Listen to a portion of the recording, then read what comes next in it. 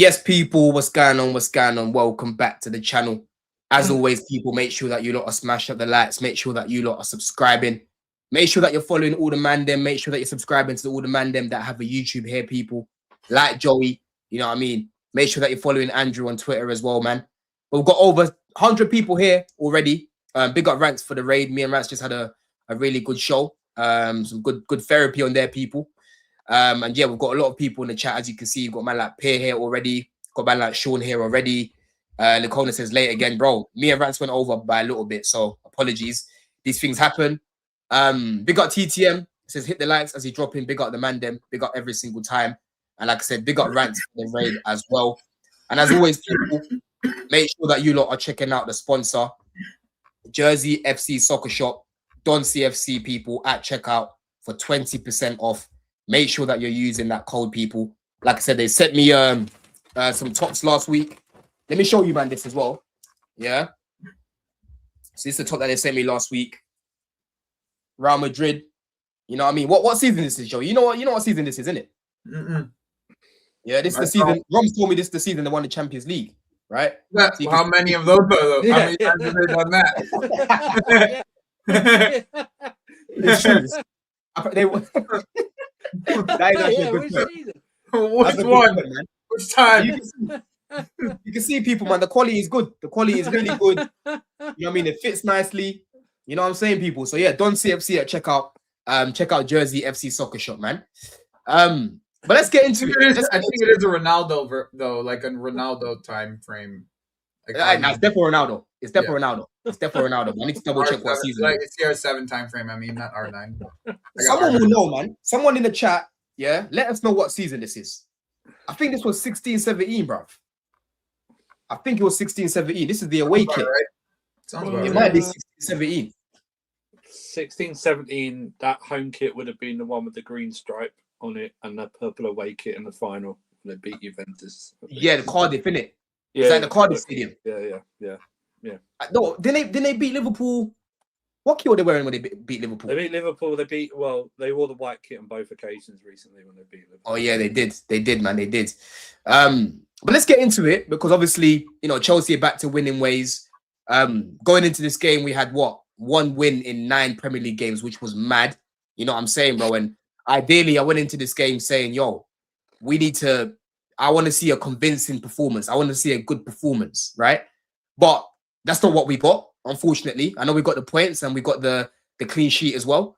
But obviously, watching this game, I can't lie, man, I could clearly see that there was something going on with a lot of our players, right?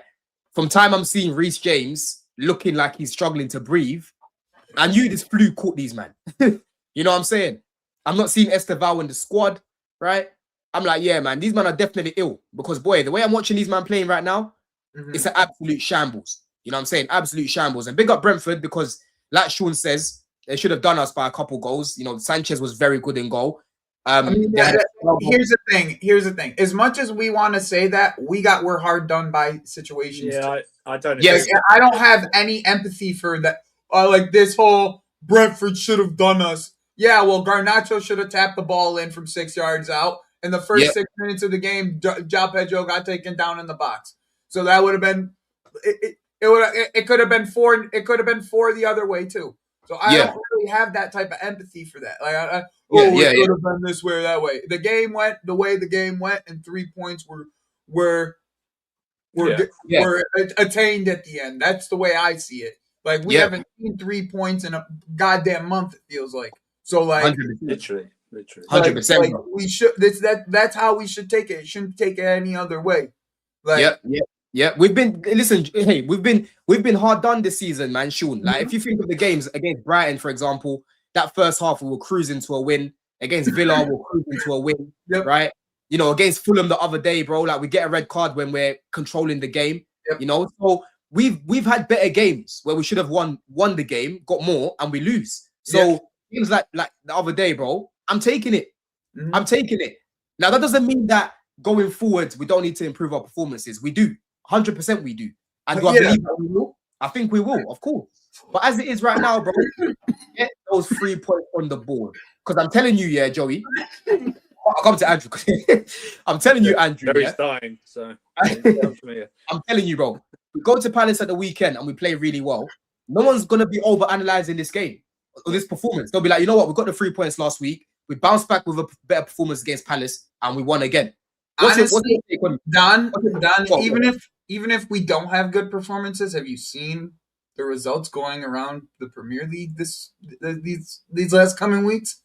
Just get 3 points.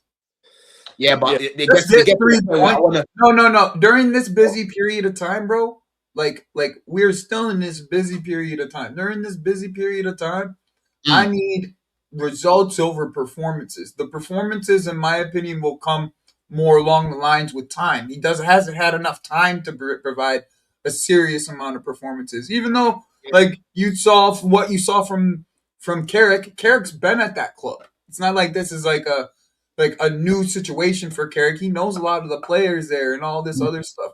Like, you can't compare Rossignol to Carrick because he hasn't had the same amount of time with those players. Carrick's worked with those players before. He was already a caretaker before this. So it's like, that's the only thing. It's like, I don't care about performances. Right now, I don't care about performances because the type of time frame you have to prepare for these games, all I care about is 3 points. That's all I care about. That's all I've ever cared about, to be honest. But that's just the.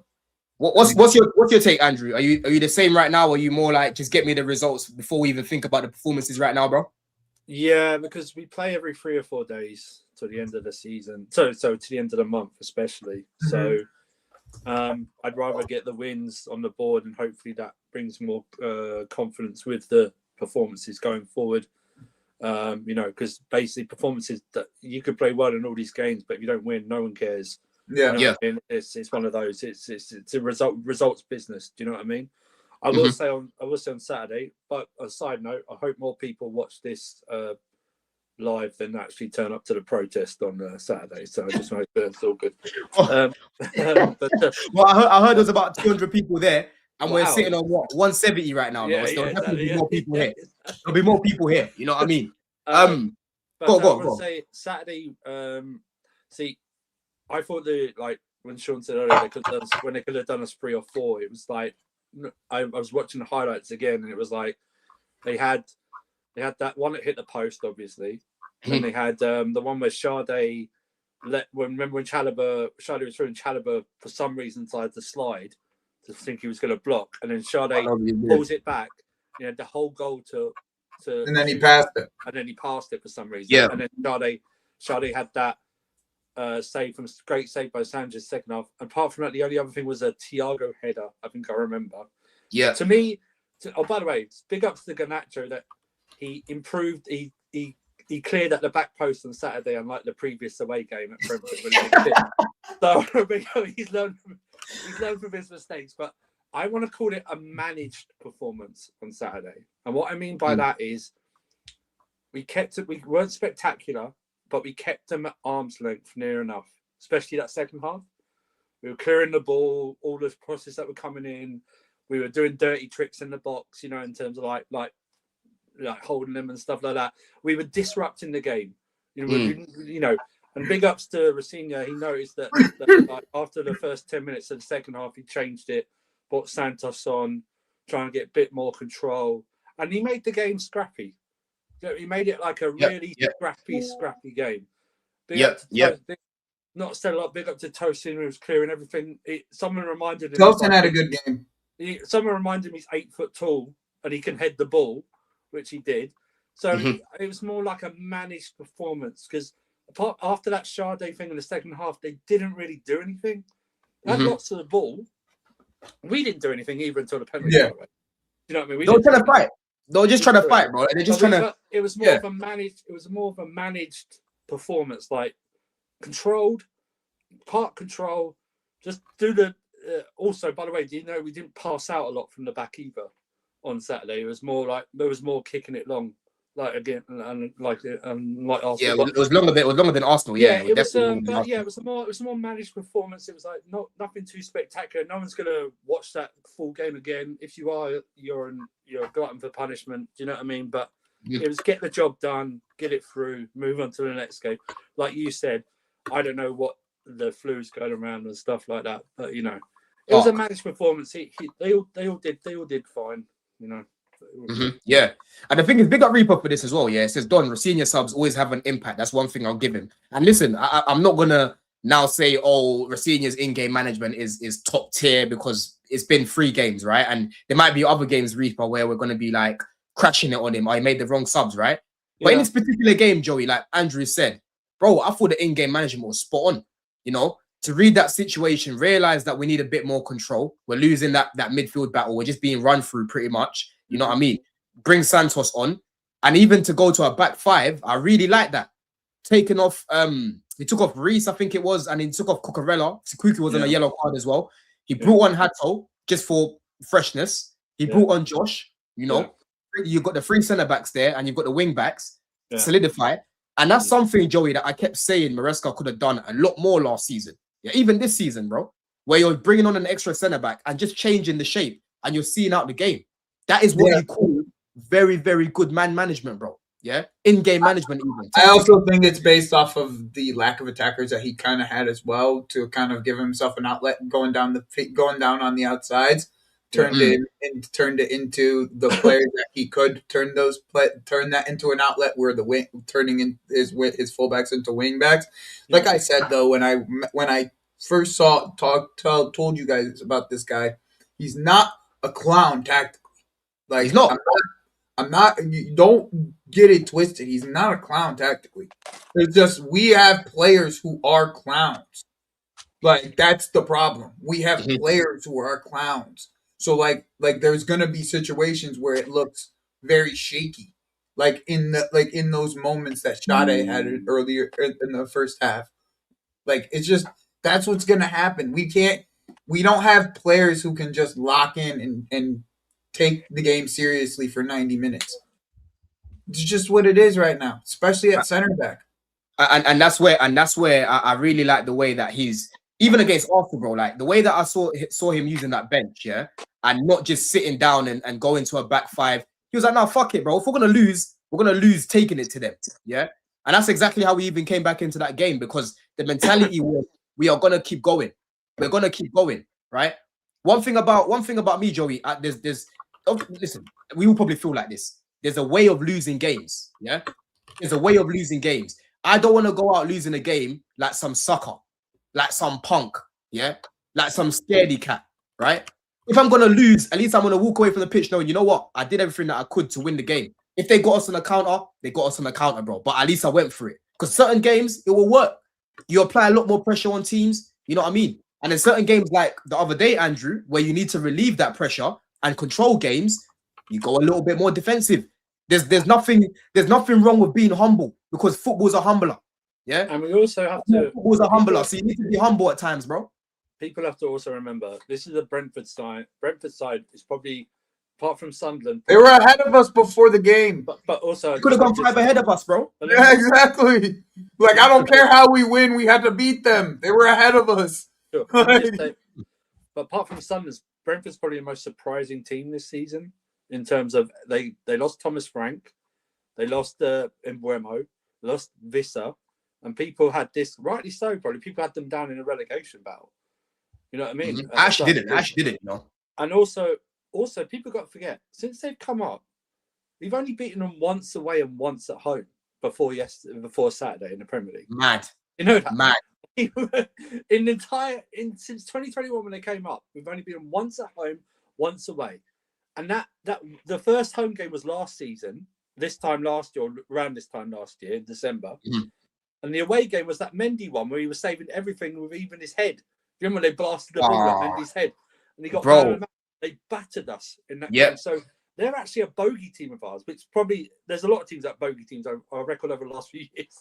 But they are an extreme bogey team. They've slapped us like 4-1 at home before. And they're in very good form. Oh, I remember that game. They won 4. That was the Rudiger one where he kept shooting like loads of games. And he scored a screamer. Yeah. But they've won 4 out of the last 5. So actually, it might not seem much, but that's a big result for us because we don't usually beat them. It's a massive result. It's So a now, massive yeah. result, bro. When we've been Massive dropping points, they've been picking up points. I've got Thiago on my FPL, Andrew, and he's been killing it for me, bro. Yeah, He's scored a hat 16, trick. 16 league goals. He scored five in the last 3 games or something like that before us. Something like Bro, that. he scored the most goals by a Brazilian player in the Prem. Yeah, he scored. He's only second to Haaland in the goal scoring table. Do you know what I mean? So he's massive, and we kept him. Apart from that header, we kept him very quiet. Very quiet on Saturday. So listen. It's nothing to go overboard about, but also it's also to keep us with Man United winning earlier in the day. It's to keep us in. Liverpool dropping points as well. Do you know what I mean? This top 4 race is an actual race. Do you know what I mean? It's an actual race, and it was a big win for us. You know, other teams like Newcastle dropped points, Fulham dropped points. There's like 4 points between like 4th and 10th or something like that. Do you know what I mean? And we still, that's what I'm saying with, like we said before, that the results mean more to us than the actual performances going forward. So I'm seeing Villa have Newcastle next as well, innit? And someone's going to drop points there as well. Is that an FA Cup game or is that a league game? Nah, it's not. Is it FA Cup? Let me check. They've got them in the FA Cup. But no, they've got them in the league on Sunday. Oh, they've got them in the league. And like Man United play Arsenal as well, and Liverpool. I don't know who Liverpool have got, but that's what I'm saying. We've got Bournemouth. Liverpool are Bournemouth.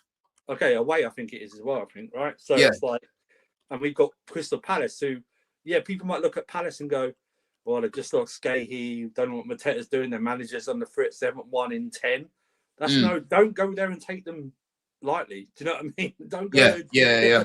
Get the job done. And also on a side note, start negotiating for Adam Wharton as well, because he wants to get out of there. Do you know what I mean? With everything, just start doing that as well. We need someone like Anderson more than we need. Well, now that my prediction of Kobe Mainoo coming from Man United might not happen. He's saying. Fabrizio's already confirmed. It's already confirmed. But we should don't.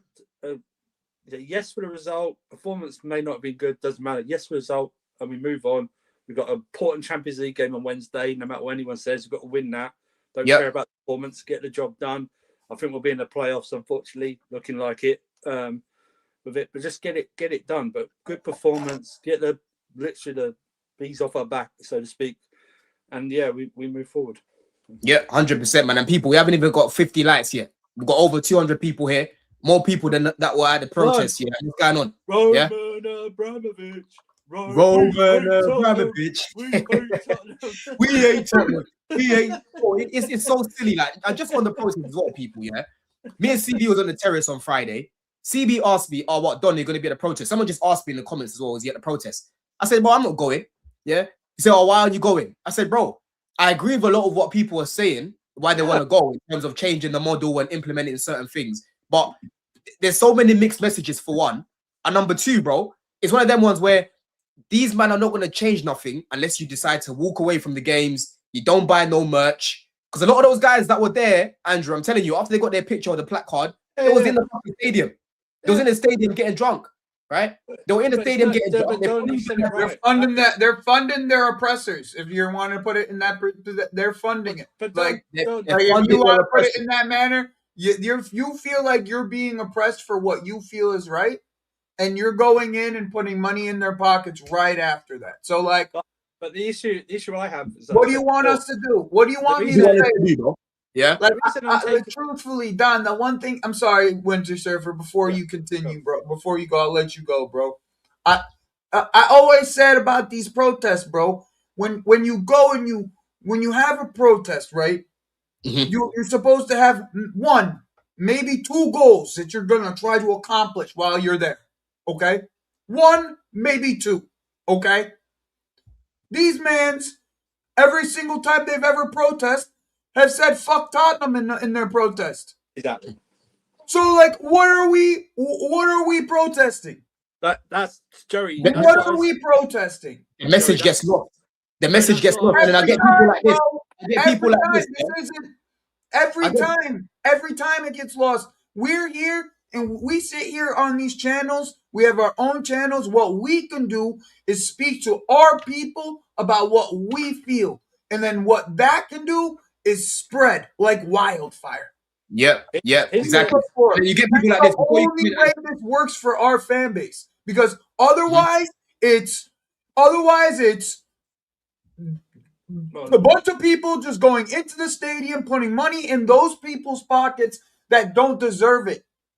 Yeah. So like in the end, we have to do this differently, in my opinion. Like, I can't show up to the stadium, bro. Every time I want, for the last 3 years, I had the money to go to England. Mm-hmm. So for the last 3 years, I've had the money to just go to England for a week if I wanted to. Mm. But why am I going to support this shit that I talk shit about every single week? Bro, it makes no sense. It makes no sense. Why am I going to spend thousands of dollars to go to London to support this shit, this sporting direction that I choose not to support? The sporting direction is what I choose not to support. Yeah. And this is a problem because you get people like John. Big up John because you support the channel, right? It says lead by example, Don. Stop the excuses. Bro, everyone has a mind of their own, number one. I'm not going to be a sheep and just follow people and have people like you forcing me to go there because I've got a bit of a platform and I've got a voice, right? Because everyone uses their voice differently and everyone uses their platform differently, yeah? I don't want to be associated, John, with people that are going to this protest who are shouting, we hate Tottenham, we hate Tottenham. You know what I'm saying? Singing things like that. They're singing Maresca's name, but these are the same people that wanted Maresca out of this bitch. Yeah. Mm-hmm. These are the same people that were overly criticizing Maresca. They're the same people that said, yo, we're bringing in a novice. Yeah. Now they're using him as a martyr. Yeah. I don't want to be involved with these sort of people, bro. I want to be involved with people who think exactly like me about what needs to change. We go together and we say, yo, man, them, we are not going into the stadium. We are not buying any merch, right? That's when the message really, you know, stands any ground. When these guys are just going there shouting like that, bro, I'm telling you, John, Egbali is sitting there looking at that on his phone and he's laughing, bro. He's laughing. He's gonna go back to his cigar, start smoking some cigar. You know, he even smoked some Cali after. He's laughing. The best thing this fan base can do, in my opinion, right now, and they've tried to do this already, but they need a round table, bro. It needs to be a round table, a Chelsea round table, where all the big Chelsea. I don't want to be a part of it. Mm-hmm. Don't include me. I don't want to be a part of it. But the big Chelsea accounts got to sit down and have the biggest Chelsea discussion that we possibly can have. It doesn't have to be local. It could be virtual, but it has to be even on Matisse's channel. It has to be on Matisse's channel because Matisse is the one who has the biggest voice out of everybody. Biggest reach. The biggest reach. Or even on the Big Six channel. Like Matisse just goes, yo, we're going to use the Big Six channel for this Chelsea circle discussion and get the biggest reach we can get just to express the displeasure of this of the way this is moving. Truthfully, it has to be like you, Don, you, CB, Lewis, from those three, and whoever the fuck else you guys want to bring. I don't want to be a part of it. Don't include me. I don't give a shit. I care about this football club, but I care about this football club the way that we can try to change it. There's only a few ways we can change it. This current way of everything that football is of our football club is going to be able to be determined and moved. So they'll watch that. You see what I'm saying? They don't. You guys don't think they watch this content? They watch this content, but they'll watch that roundtable. I promise you that. That's what I want, Joey. I'm telling you, bro. I'm all for. That's the kind of shit you have to be doing, bro. You gotta put your voice out there in a different way because now the way protests are nowadays, people don't give a fuck. Bro, I'm all for I'm all for meeting with these guys. Yeah, meeting with these guys, not to fight them, not to kill them, not to do anything to them. I'm all for meeting with these guys and asking them all the questions, all the concerns people have in this chat. I'll go there, bro. I'll say, yo, a dream of mine. Give me the interview. I'll give me the interview. Give us the interview. God, let's sit here and we could construct a questionnaire. They could take the questionnaire from us, read the questions beforehand, prepare for the fucking questions, and we would love to have that. We need that kind of interview. We truly do. Football club. I'm telling you, bro. I would get them in there. If it's not us, put what's her face. The Soraya.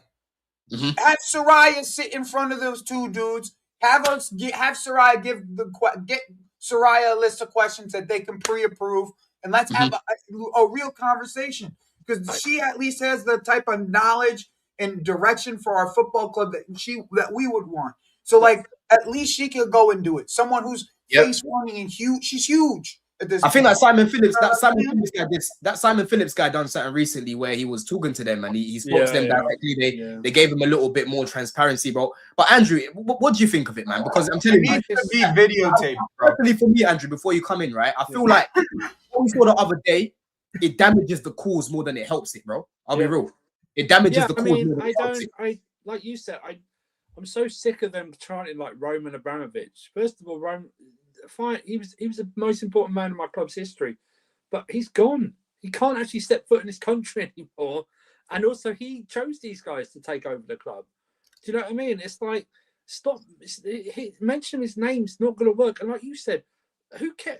Everyone hates Tottenham, but that's not what the protest is about. That's what I'm saying. That's why these protests have. It was like last year, have one clear message. Why is it so hard just to say Bluco out or Ed Barley out? Why don't you just chant that all the time? Even in the home, there was hardly Win Stanley out, win Stewart out. Just direct one direction. Direct one direction of one chant. That's all you need.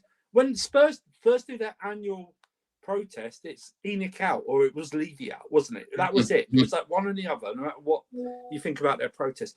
But that's what I mean. Chanting "We hate Tottenham." If I'm in Bali and I'm like driving past, like imagine that, and I roll down here, "We hate Tottenham." It's like, oh, they hate Tottenham. Okay, move on. Do you know? It's like, bro. It doesn't. You're not doing anything. You're not doing anything. Chanting Tottenham. Well, how does that help? How does that help? Bringing in starting level quality, you saying fuck Tottenham, bro? Yeah. How does that help? I mean, we say it every home game. Why? Who cares? What does that mean? What does it mean?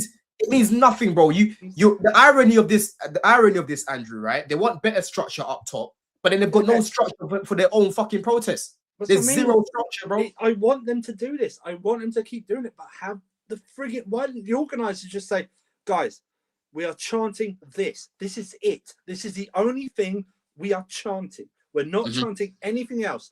Not "We hate Tottenham." No matter if others that are not part of the protest start chanting, we will only chant this. We will chant Bluco out, Egg Barley out, Win Stanley out, whatever it is. We will chant that for the entire protest, whatever. And that's what we did. That's what we did at the Fulham game. Because even there, because people like to, people like Terry want to keep pushing this narrative, like I'm some blue coal merchant or whatever, some blue coal gimp or whatever, right? But I'm not. But I'm fucking not, right? Because at the fucking game against Fulham, I was there singing, bro. When we're singing for 10 minutes straight, they don't care about us and that, All we care about is Chelsea FC and that.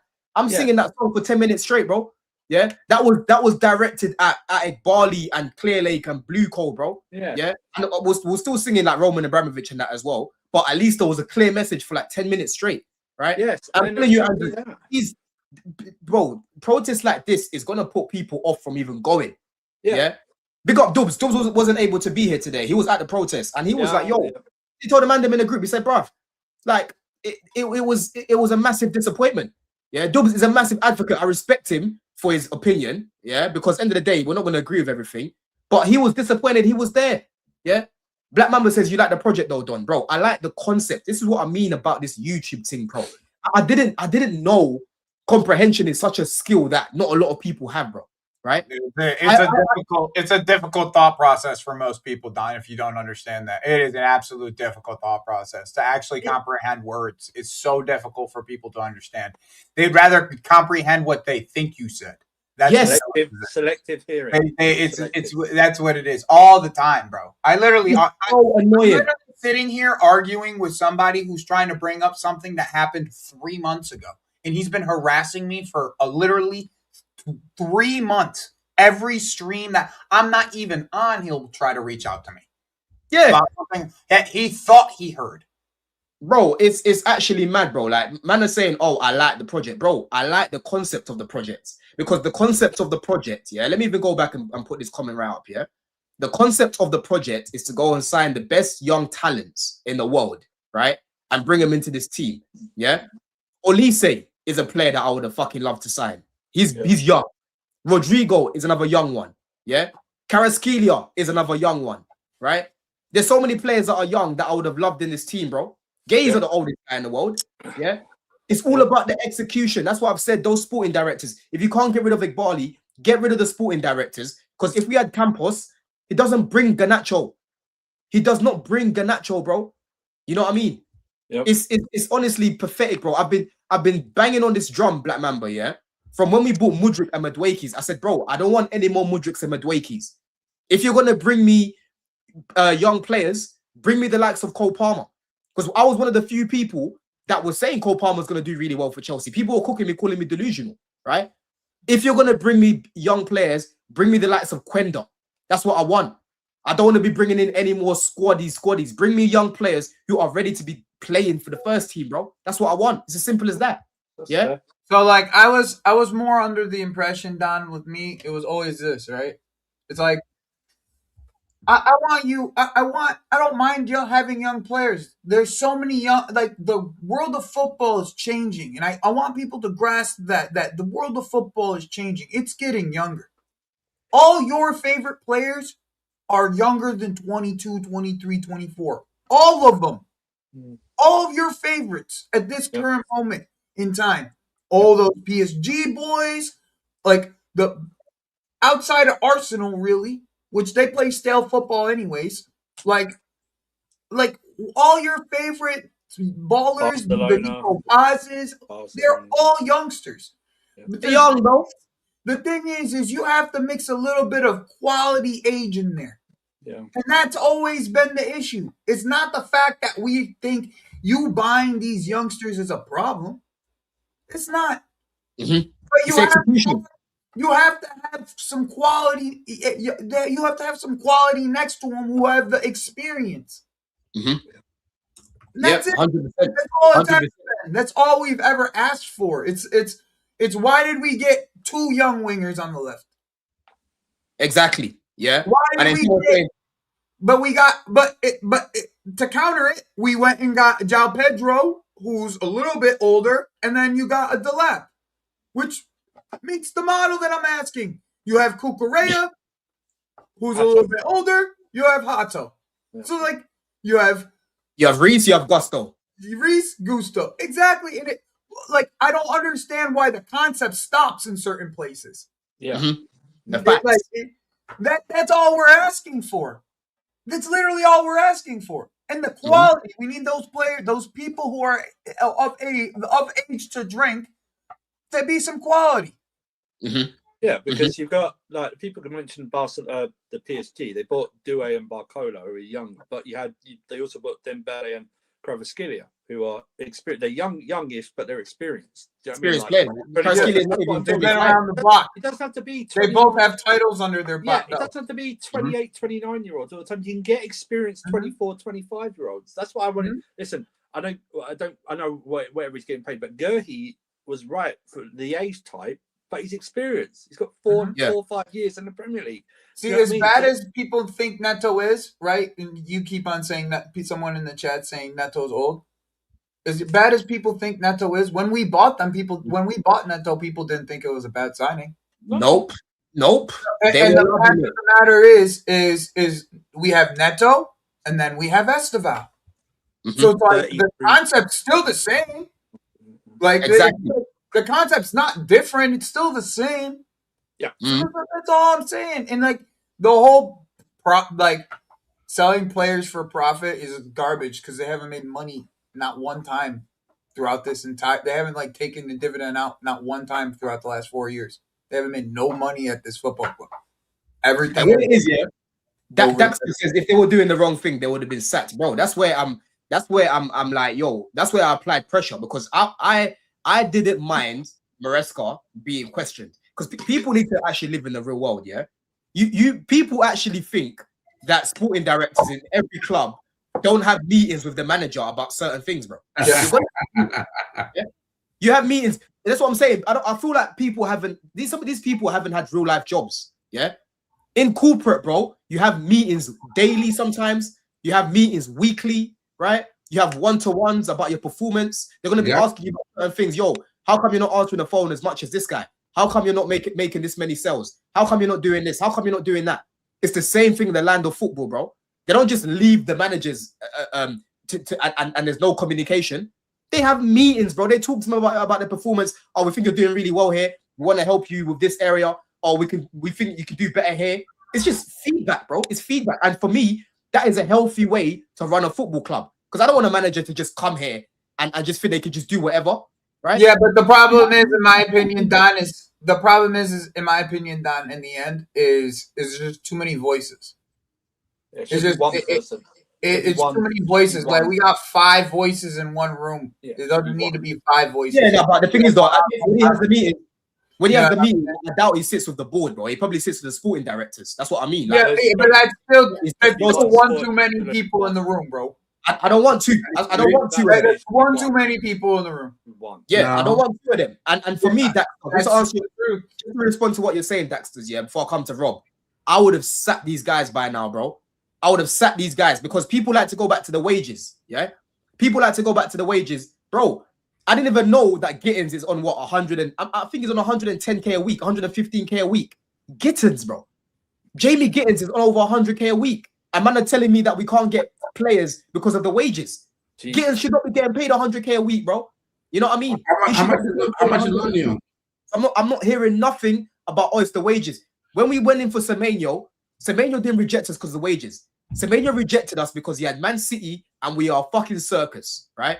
Because Nizza put it out there that everyone that was interested in Semenyo has offered him the same wage package. I think only United offered him a bit more. Everyone offered him around the same sort of wages, yeah? So I'm not hearing that about, oh, it's the wages and that. I hear it to an extent, but bro, from time Gittins is on over 100K a week, I'm sorry. These men are playing the bag. You know what I'm saying? They're happy to pay the bag for certain people, bro. You know what I mean? But go on, Rob. No, I don't think. Again, to go back to the idea that it's too many cooks in the kitchen. I don't. If you look at it that way, I guess. But for me, it's a collaborative effort. That if you get somebody that has only one person that has the unanimous vote on everything, or the manager gets this player, the manager wants this player, he gets that player, wants this. That's what United did with Ten Hag, with the sole voice, in everything, and they got stuck with a bunch of people from the Dutch, from the Dutch league and people that he coached previously. Because Rob, it happened here. It happened here. We had players from Sarri. We had players from Lampard. We had players from fucking Tuchel. We had so many players from everywhere because the managers had too much control. Yeah, but what's healthy for me is, okay, the manager say, I want a number 9 who got good holder play and he got speed. Right, and he's got pace, right, and then the sporting director scout to go out there and find, say, a player that has those characteristics, and then they bring it to the manager. Okay, we have player A, B, and C. Okay, all of these 3 players meet the profile that you're looking for. Now which one would you prefer, right? And the manager makes a choice to which player they bring in. That's a collaborative effort where instead of the manager go, I want Osimhen and Osimhen only, right? When just because Osimhen doesn't, maybe it doesn't fit the culture of Chelsea, maybe it doesn't fit the culture within the teammates, right? You can just go and give the manager autonomy, especially in today's football. Like no matter where you go. Here's the problem. Here's the problem with that is you have so many assumptions around the internal workings of what these sporting directors know. Like you have this assumption of like they know what the culture is supposed to be like and what the culture is because they're just there. They're not there. The coach is there. Like you make this assumption that like it's this they know what's best at all times situation and so far they haven't known what's best because the build is broken. At this current moment, the build is broken. So like is. What are you looking at me like that for? Go on, finish. I'll let you finish. Like if I was wrong, if I was wrong, why are they turning back around and looking for a center back now? If I'm wrong, why are they turning back around and circling back for another 10 when they went and got Buenanote for 6 months? If I'm wrong, right? If I'm wrong, they wouldn't have waited a whole entire 2 years to get a backup for Nico Jackson. Then maybe Nico Jackson would still be here like you wanted. Yeah, but because for some reason, I'm just saying. No. Obviously, I'm just saying the build is broken. No, but again, you as have they made mistakes? Yes. Are they perfect? No. But for you to say it hasn't worked just because a couple, like every club, there are decisions or things that they've done that haven't worked. Marmoush hasn't really worked in Man City, right? You're not gonna call them incompetent all of a sudden, right? Gyökeres looking like he's not gonna work at Arsenal. You know, does that make them incompetent? Like you're not gonna get 100%. You know, I'm not saying 100%, but at least be 50. We're not even hitting at 50 right now, bro. I disagree with you. I think, I disagree with the same you. problems that you want to that's speak about. exaggerating a little bit. City's build is broken too. We see it with our own eyes. We see it. I think if we were that's why you keep going back into the January window. Sorry, Winter Server. I think if we were to do, if somehow like during an international break, if we were to do a stream of the signings under them from January 23 to now, and who's successful and who's been good, not even successful, who's been good and who's not been good, the not goods would outweigh the goods from their recruitment. You think? Yes, I do. I think he would do it heavily.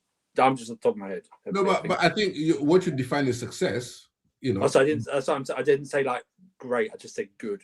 See what yeah, I mean? what you define as good to us fans. To us fans, what's good is all we know. Like, okay, Cobham is good. Caicedo is good. Enzo is good.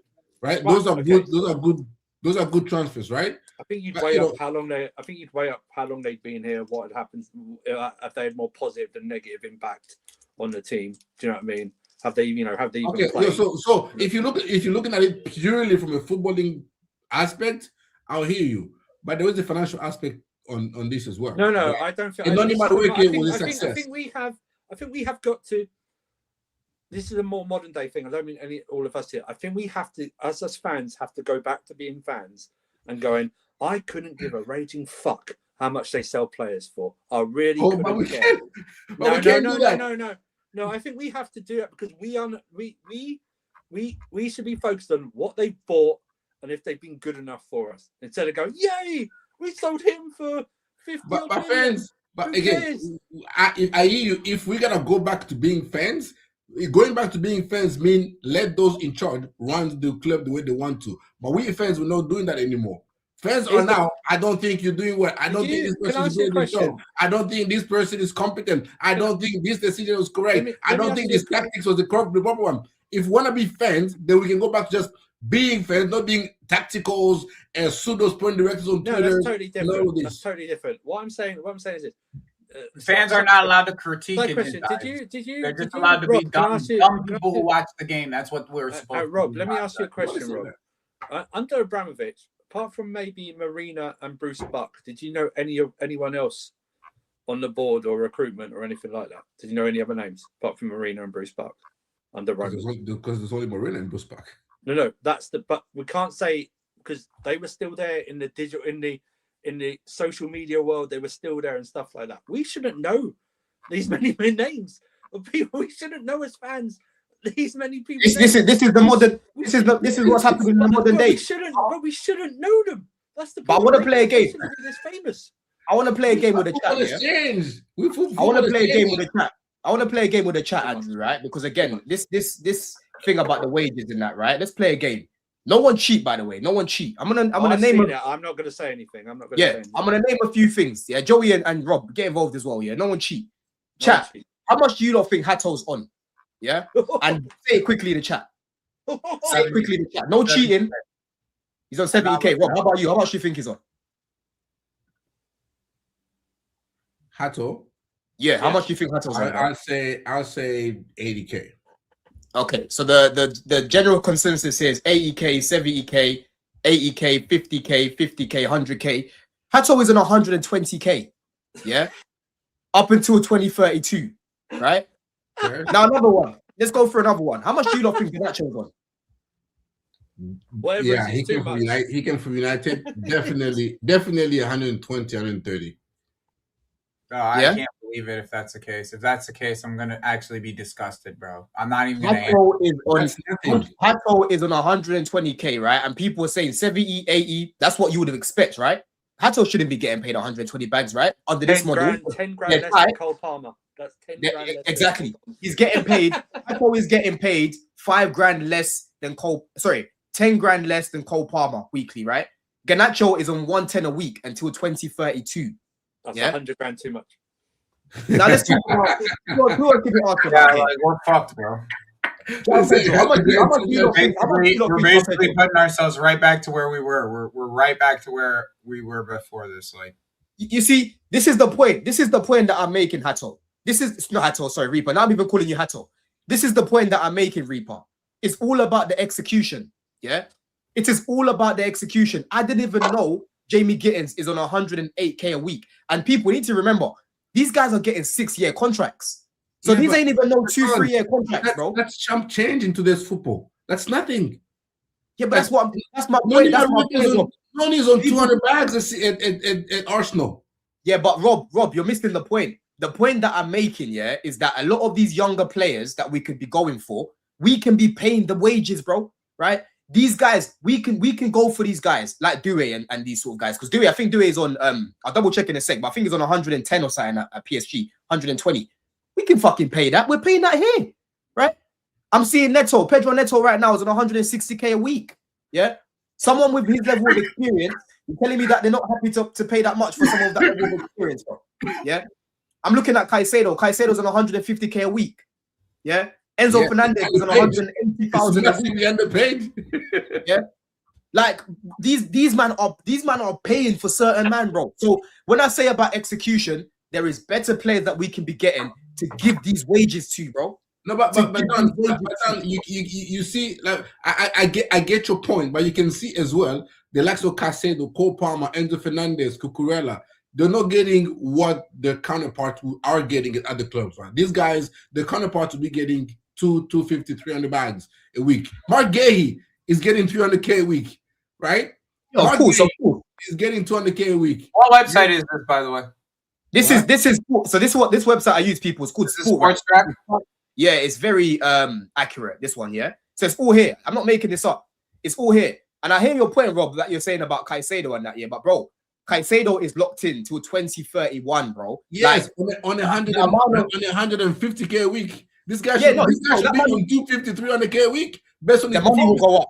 The money will go up. I've got no doubt that Caicedo's money will go up. His money will go up. But the point that I'm making, right? Hato's is a perfect example. No one expected this guy to be on 120 a week. Therefore, these men with the younger players they're going for, they can execute it better because they are happy to pay the likes of Hato 120k a week. They are happy to pay the likes of Gittins 108,000 a week. Yeah, I'm not the biggest fan of this website, though. I'm not going front. No, we can go to another one. We can check another one. I mean, I believe you in the end. I believe it's accurate, bro. Can I just ask a question, though? Robert Sanchez is on 60k a week. Can I just, Oh! can I just ask a question? Looking at Gittins one, why is it 108? Why is Gittins 108, Andrew? No. So I do wonder also if this includes the current wage bonus that they're on with the upgrade that they're getting. No, I don't think so because Copar will be on more than 130k. Look, this is a different website. This is a different website, Joey. Yeah? I found another website here. It's saying the exact same thing, bro, for Hato. Hato's saying 120k Hato, Garnacho 110, Gittins 108, Liam Delap's on 100k a week. And Liam Delap was probably on what? Like 20k at Ipswich and that. Mm-hmm. You know what I mean? Capology. This is Capology. Yeah? This is the one I was going to go to, so I can't even say that. He said it's a better wage one. I'm looking at it right here. I'm tired of hearing about this wage thing, bro. It's about the execution. No, it's about the wage thing, bro. It's the wage thing. Like, we're not paying anybody over 200 bags a week, bar Fofana, Reece, and Sterling. Like, everybody we're acquiring is under 200 bags a week. Like, yeah, but bro, we ain't got. Yeah, but hold on. When we was linked to Rodrigo, yeah. If you wanna, okay, not even Rodrigo. Let me use an example of Ekitike, right? Ekitike. Let me go check how much Ekitike was on in Germany. Let me go check how much is on at Liverpool. How much is on at Liverpool right now? Check. Yeah, let me check how much is on at Liverpool right now. It's two and some change. Exactly. How much is Verts on at Liverpool? How much is 3 and it's like 290 for Words. Yeah. Ekitike to be fair is on 200. Ekitike to be fair is on 200. Yeah. But Enzo's on 190. Enzo's on 290. Enzo's on 190. Yeah, Ekitike is on Ekitike's on 200 a week. Yeah, Versus listen, is instead of on getting 200,000 a week as well. You know what I mean? Bro, nah, but I'm sorry, bro. 200K a week, yeah. I'm sorry, that's not. I've seen, bro. We used to give players like Havertz and Werner 250 a week. Yeah, we used to. We don't do that though. We got a wage structure now. Yeah, but that's my bro. If you're gonna pay Gittins 108K a week, right? There is no reason why you can't pay Ekitike 200 bags a week, bro. Because Gittins, we're overpaying Gittins. We are overpaying Gittins, bro. You think Unfortunately, Don, it doesn't work like that, bro. No. It just doesn't work like that. As much as we want to say that, it just doesn't work like that. There's a certain structure that, or a certain cap, if you want my honest opinion, that we have. Okay, we have a cap.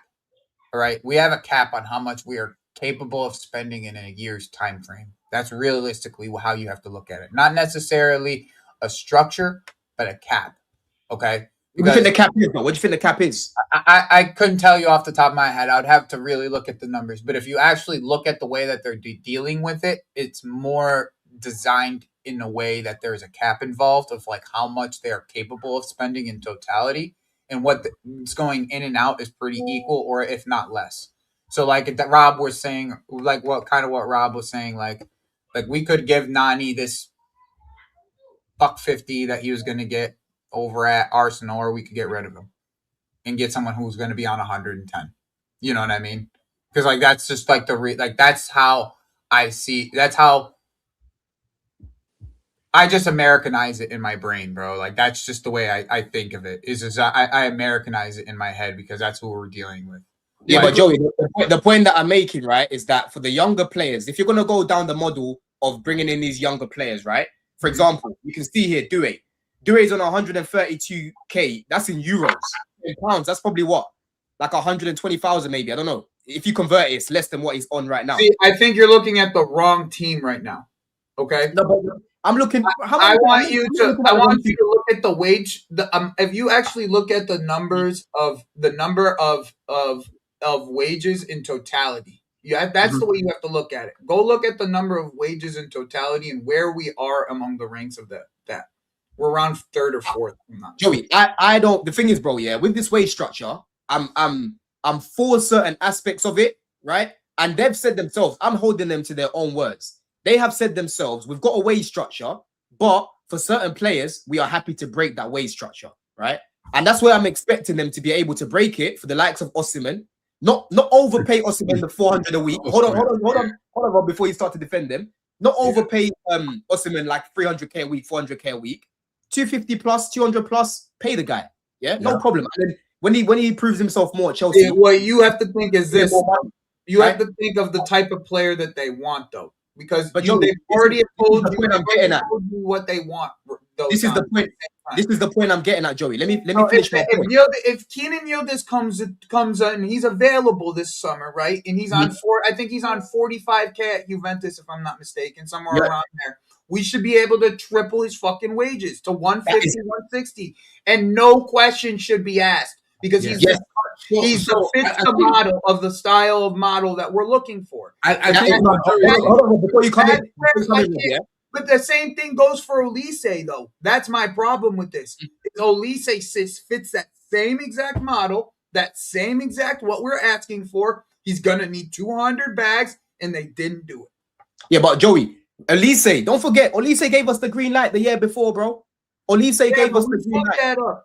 Olise gave us the green light. We tampered with that deal. Olise gave us the green light, which means that he accepted the wages that they wanted to offer him. The difference a year later is that Bayern Munich came in with Champions League football, and we weren't able to offer him Champions League football and the wages. It wasn't just the wages, it was the Champions League football as well. Yeah. But the year before that, he was happy to accept the wages, bro. You know what I mean? And what the point that I'm getting at here, Rob, before you come in, because I know you want to come in, yeah? Bradley Bacola is not everyone's cup of tea. I think he's not good in front of goal, but I would have taken him at Chelsea. He's on 139,000 euros, right?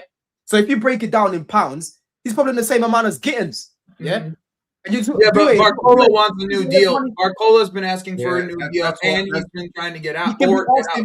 He can be asking for a new deal, but my point still remains because if he came in right now, if he was to come in before, this is the sort of wage that he would have been getting paid, bro. But Don, do you remember Bradley Barcola first year under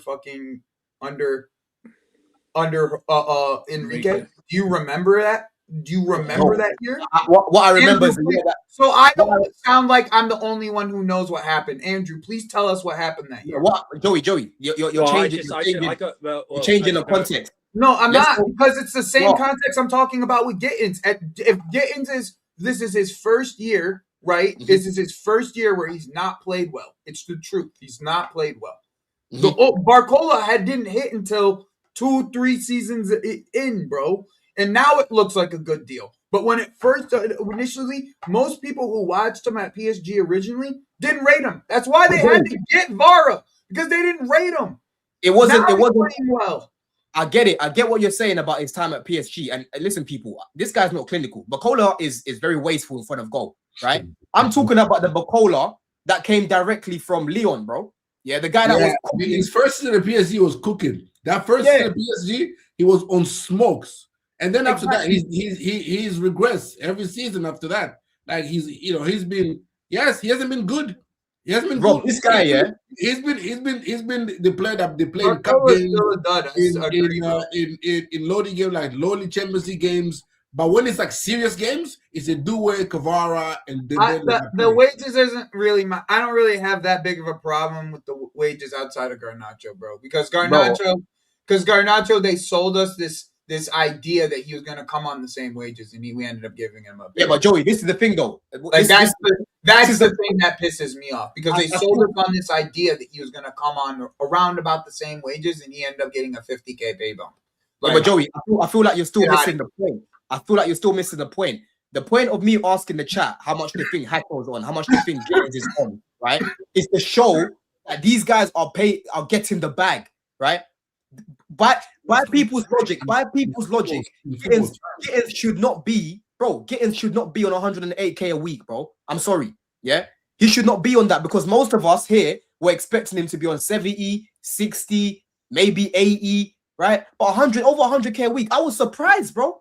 No, I was surprised. Let me ask you a question. Do you think Palmer, when he walked into Chelsea, was supposed to be on 120 bags a week? When he walked, not the Palmer. No, obviously, he wasn't, because he just got a pay rise. Yeah, like the Palmer from when he left City, that summer when he walked in, would you gave him 80K bags a week? We gave him. I didn't expect Palmer to be on 100 bags a week. I didn't expect. He was on 80K. Yeah, his money went up. His money went up. His pay rate. He just got a pay rise. The point I'm making, the point I was trying to make is, the idea of the wage structure is that at some point, most of these guys will outperform the wage that they're on right now, which most of our players are, like Cucurella, Caicedo, Enzo. That's why they negotiated Caicedo. Cobham. They've all outperformed. Even Sanchez this season has outperformed what is on. Yeah, right? Yeah. Like that's the idea, that the majority, obviously, you're gonna get the likes of Gittins. That's gonna take time. The Hato is gonna take time. But the idea is that throughout the length of that contract, these players, but the majority of them will outperform the contract. Then you can renew them, right? Reece James, as much as on 250 bucks a week, we know that he's performed to that level, if not more. Right? How do you think they entice these young ass players? We're seeing it right now. Bro, you're set. We're seeing it right now. You're set, bro. You 100K a week. There you go. We like you 100K a week. Joey, anyone. This is what I'm saying. People can look at it and say, "Oh, Chelsea aren't gonna, give the wages and that." Bro, listen, yeah. If you're getting right now, you're set. You're basically, a man's telling you you're set, yeah, for nearly a decade, basically 6 years, 7 years. Some of these guys, right? You're getting over 100K a week for 6-7 years. Even now, we're stuck with that man now. Bro, even if it doesn't work out, I believe we're stuck with that man. Even if it doesn't work out for Chelsea, exactly. Baz is right. It's the long contracts, bro. It's enticing, because not every club is gonna offer you these long contracts, yeah. So regardless, bro, of what happens with your career, you could flop. You're still gonna get the bag, yeah. You are still gonna get the bag. So I'm sorry, people. Yes, some of these players, like, for example, Rodrigo, I don't think they wanted to go anywhere near those wages. I agree with that, right? But the way people use it for every single person, I disagree. I disagree, bro. I'm seeing getting 100K. I'm seeing Hatton getting 120K. I disagree, bro. No, but if we want, if we talk about if who we we're want gonna to sell sign Gittins tomorrow on 100K this summer, are we gonna have trouble selling him because it was 100K a week? No, By the way, just in the chat, someone said Carney's on 100K. To be fair, that was before these sporting directors came in. That was a Yeah. But that's what I'm saying. That's what I'm saying. Like it's nothing like Gittins is on 100K a week. If you want to sell him in the summer, you absolutely could. Garnacho, even if it's on 110K a week, you can sell him just easy. Noni Madueke is on what? 150, 200 in Arsenal? Yeah, but we sold Nani. He had 50K a week. He was on 50K a week when we sold the week, bro.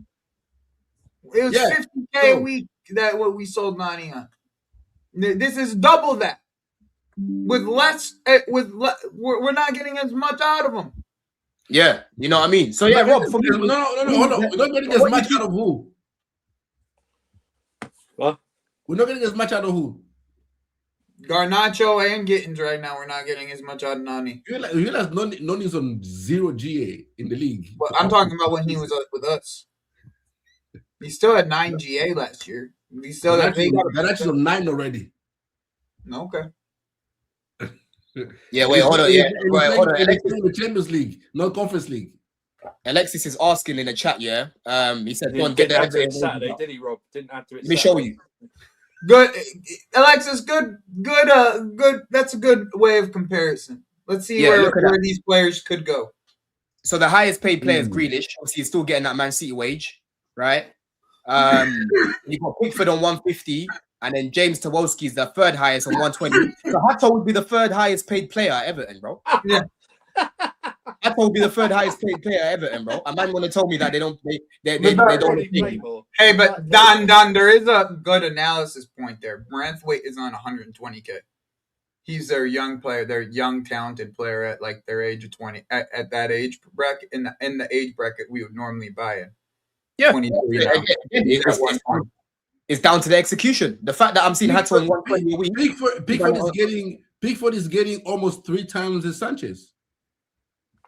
Yep. Yeah. Jeez, Sanchez underpaid, man. His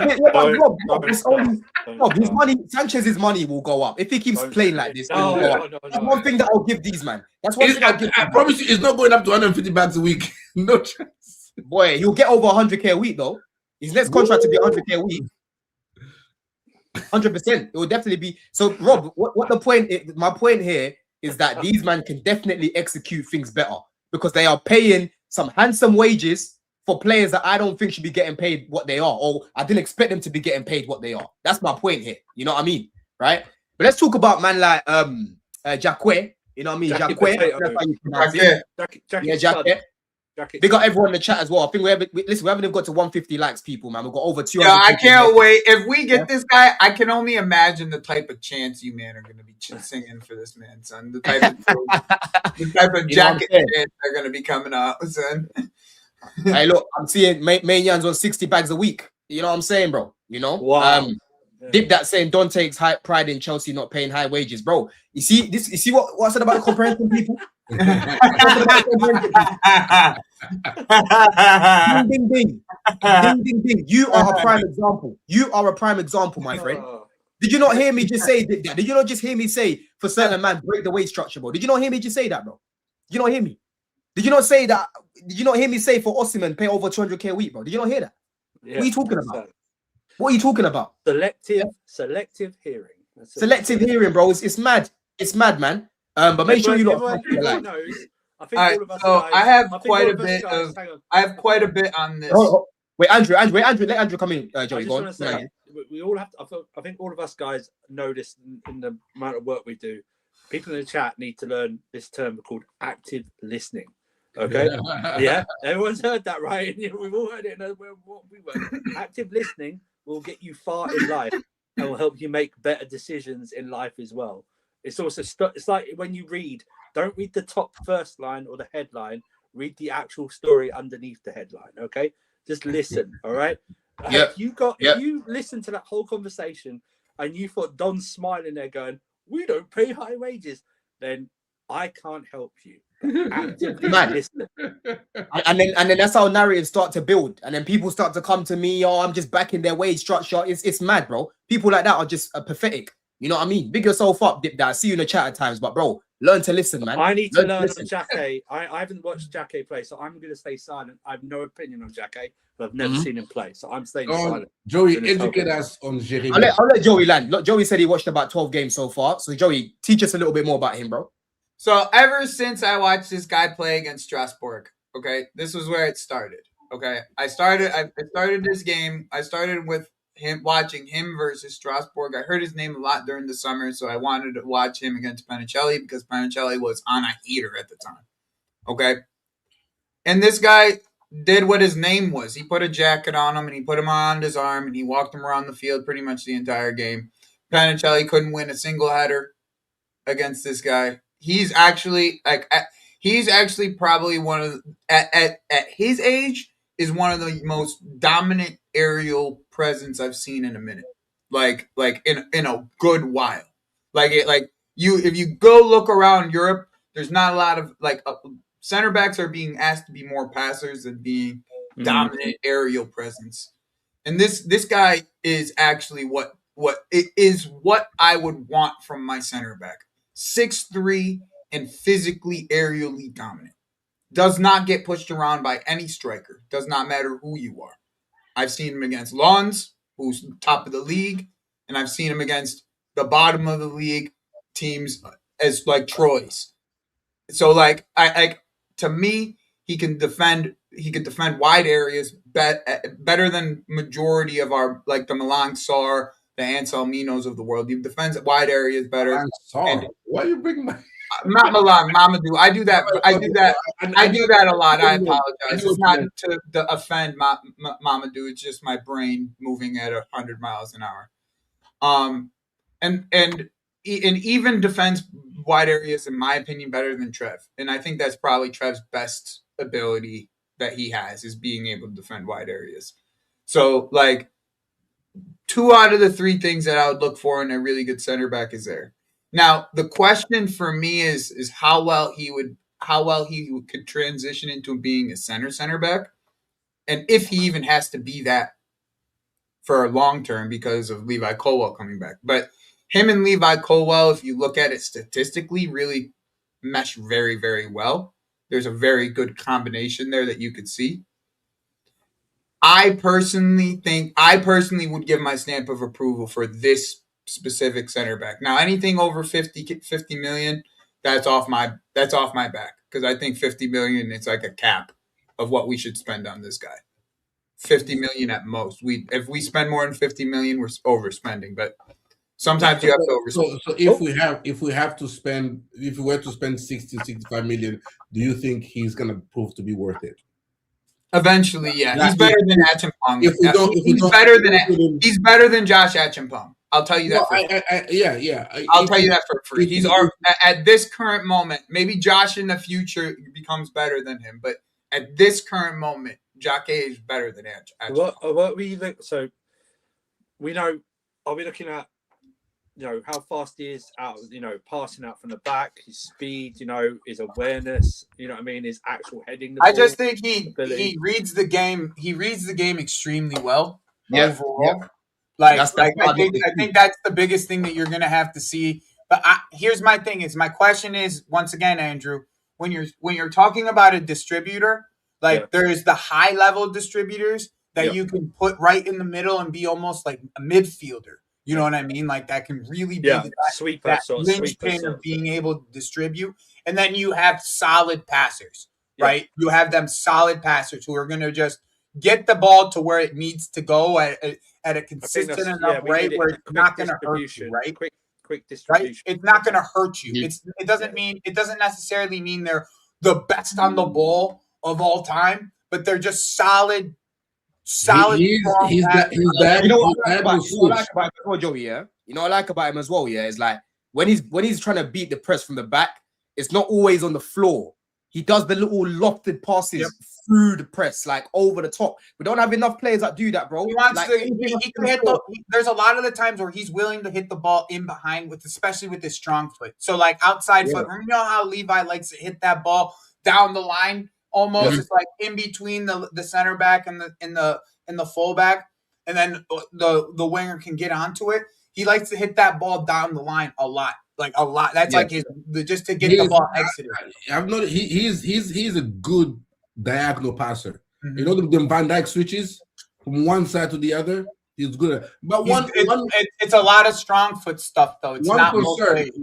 Not both ways. It's not both ways though. Like it's like left foot. Left foot. It's more like I'm gonna go short, like in between the lines of your 5 to 10 yard passes. With right foot, he'll go down the line or all the way across. He's like very, very confident with it too. So like if he sees the run going, like Nacho will just run because that's all he can do. You know what I'm saying? He'll just run because he runs. So if Nacho can in behind, he will throw him to it. You know what I'm saying? He will throw that ball in behind to him because if you've got one of those, he'll hit. I've always felt looking at the way teams press us when they know we haven't got a defender who can pass out properly. You know the way they I just worry about us. I just worry about us like actually completing this deal. Yeah, I do as well. I don't necessarily think it's like a done deal or anything, but I know that we. Joey, my worry slightly with him is that he seems to be too quick on a slide tackle. He slide tackle, like you know what I was apprehensive about Kusanov about when Kusanov was in France, that every time he would just go on the ground and slide. You know, I don't necessarily see that from him. I see that in Jacquet. How many games have you watched of his? But that's the role that he's being asked to play because he's played a back three, like it's a traditional back three. So he's the center back's more of a sweeper. So he's the aggressor. Yes. He's supposed to go. That's his role. His role is to go win the ball from the midfield. Yes, that's really what he's supposed to. I hear you, but obviously, if you know, he will grow out of that. That's why I'm saying. This kid, and you put him very aggressive though. He's aggressive, but he's very good at what he does. Very aggressive. You put this kid with Mamadou Sarr. Mamadou Sarr is how good he is on the ball, and he's more of a sweeper. Oh, you have Sarr is a beautiful player. Sarr is a beautiful player, bro. Sarr is just my type of center back. But Sarr needs to realize how big he is. That's it. Hey, big pause. But he's a big dude. He's like a 6'2", 6'3" center back, bro. He needs to realize that he's that size and push some people around because he be doing soft shit too often. But as he said, he's a big dude. What do you want? 6'3", bro. Push someone around. Stop being a pansy. Like that's So you get. Listen, I've played with centre backs like him, that are very much. Even yesterday there was a moment where he had the ball and he did that fake pass where it's like he faked the pass and then he went. He's like, it is. I'll be real. I know people have PTSD now because Badi issue hasn't been great, but the way he plays, it's a similar style, bro. Right for the issue. It's a similar style. I'll be real. It's so similar. But I can see him be more consistent. It's all about up here. Because, bro, I'm telling you, that performance yesterday from Sarr, is one of the best performances I've seen in a final. As a hater of his, he was very good yesterday. Like watching him with my own two eyes, he was very, very good. He's good, man. The semifinal, because Koulibaly went out injured the semifinal against Egypt early in the first half, and he had to come in and play most of the remaining of that game against Egypt, and he was quality, man. He was quality. This is what, again, I don't want to go back to Maresca. Like Maresca had this guy in the summer and told him go back to Strasbourg. You're not ready yet. Right? And he just thinks that like you had this kid right here, and you said, I don't think he's ready yet. He can use another loan to Strasbourg while we are crying for centre backs. Boy, it's peak, man. What I really like, Andrew, Fabrizio said not an easy negotiation between obviously Chelsea and Rennes. Red want really important money as they believe he's one of the best young defenders in the world. And to be honest, the way I'm seeing Arsenal fans reacting, Liverpool fans, I'm in bare group chats, people, and there's a lot of Liverpool fans in there that are like, "Yo, brother, how the fuck is Richard? Is it Richard Hughes? Richard Hughes? Yeah, that's not used. Liverpool are not used these days. Yeah." They've been cuffing him out, bro. And when I'm seeing that, I'm just looking at my phone like, I'm gonna tell you this right now. If we don't get him this January, we're not getting him. We're not getting him. Yeah. We're He's not been into a lot of clubs. He's gonna go to like Bayern Munich, or he's gonna go to one of these big clubs, and we'll see him in the next 3 years. Like, oh, we were linked with that guy one time. That's Yes. This is You know one of the- I saw it. You know what this I is? saw it, bro. Dre, I'm not You lying. know what I'm not lying. I'm seeing Arsenal fans burning about it. Apparently, you guys have been linked to him as well. You know what I mean, bro? One of those I'm seeing it. deals, this is one of those deals that is going to be something like the base fee is going to be like 50 odd million. There's going to be add-ons or something in it at the end. Yeah, Do you know what I mean? yeah, That's what I think it's going to be. It's going to be. Bro, like, I don't know. Wait, let me get the last bit, Andrew, that I was getting to. Yeah, Before before just don't know if I get it done. One last thing. Go on, bro. There is one thing about this situation that makes it interesting. Like even with like how much they want for it, Jacquet has told them. Like this is something that I've read in multiple different places. They left him out of the game at the weekend. No, he's suspended. He was suspended. So Jacquet has told them he wants to move this winter. It's not one of these things. He's told them he wants to go to Chelsea. Pam said he's on good personal terms with us. Yeah, right. Yeah. Like this is like that's what happened. Like that's where this is. That's where this is. Can they go and get the deal done with Ren? Is a whole nother question. But with the Jacquet side of it, it is very, very, very much done. Do you know what? Very much done, and he's pushing as well. It's not and he's pushing as well. So like I don't have like it's gonna get done or it's not. You never know with these people. No, but there is a good chance it gets done this. You know what it's saying here, Andrew. I was gonna ask you about this. What your take is on this, because he's Fab said new contacts this week to try and get closer to final price and structure. Racina approved it. Yeah. Because people say that the managers and they they don't really get involved in that. I saw a lot of this in the summer about Maresca. Yeah. The Garnacho Maresca approves this. Yeah. What's your take? What's your take on this, Andrew? What's your take on this? I don't. It's like the Maresca thing. I don't. Maybe they said, "Oh, is this the like I always say? Is this the type of play you'd like?" Anyway, no, Andrew. This guy, he played against him. Literally, he played against him like 2 months ago, like a month or two ago. Like, that's the only difference I could say. It's like a little bit different in that scenario. It's like, oh, I just played against that guy. He locked up my striker. I'll find out. I'm just like very pessimistic in my old age. I hear it. I will say this. I do like that we're talking about this on the 19th of January and not the 29th of January. Do you know what I mean? Because that was even if it goes to the 29th of January, fine, but at least we're discussing it now and not doing a rush thing like we did. Remember the Osimhen thing of going like 3 days before it ended, or like the Enzo Fernandez one when it was like 3 days and they were punching each other. Yeah. Apparently, that's what I like. If he listen, I say, my view on him. I don't know. I don't watch a French league. I barely watch the English league. Bro, I need to get my wife's cut back. That's why I'm not really saying much. But listen, if you want him, go do it. Then just go do it. Just go do it. My thing would always be, why didn't they do this in the summer? that would be my thing. Why didn't they do it in the summer? That would be. In the summer he didn't have. There's a difference when he had only played 11 league games in the by the summer. We bought people that played less. No. I hear you. But it's different.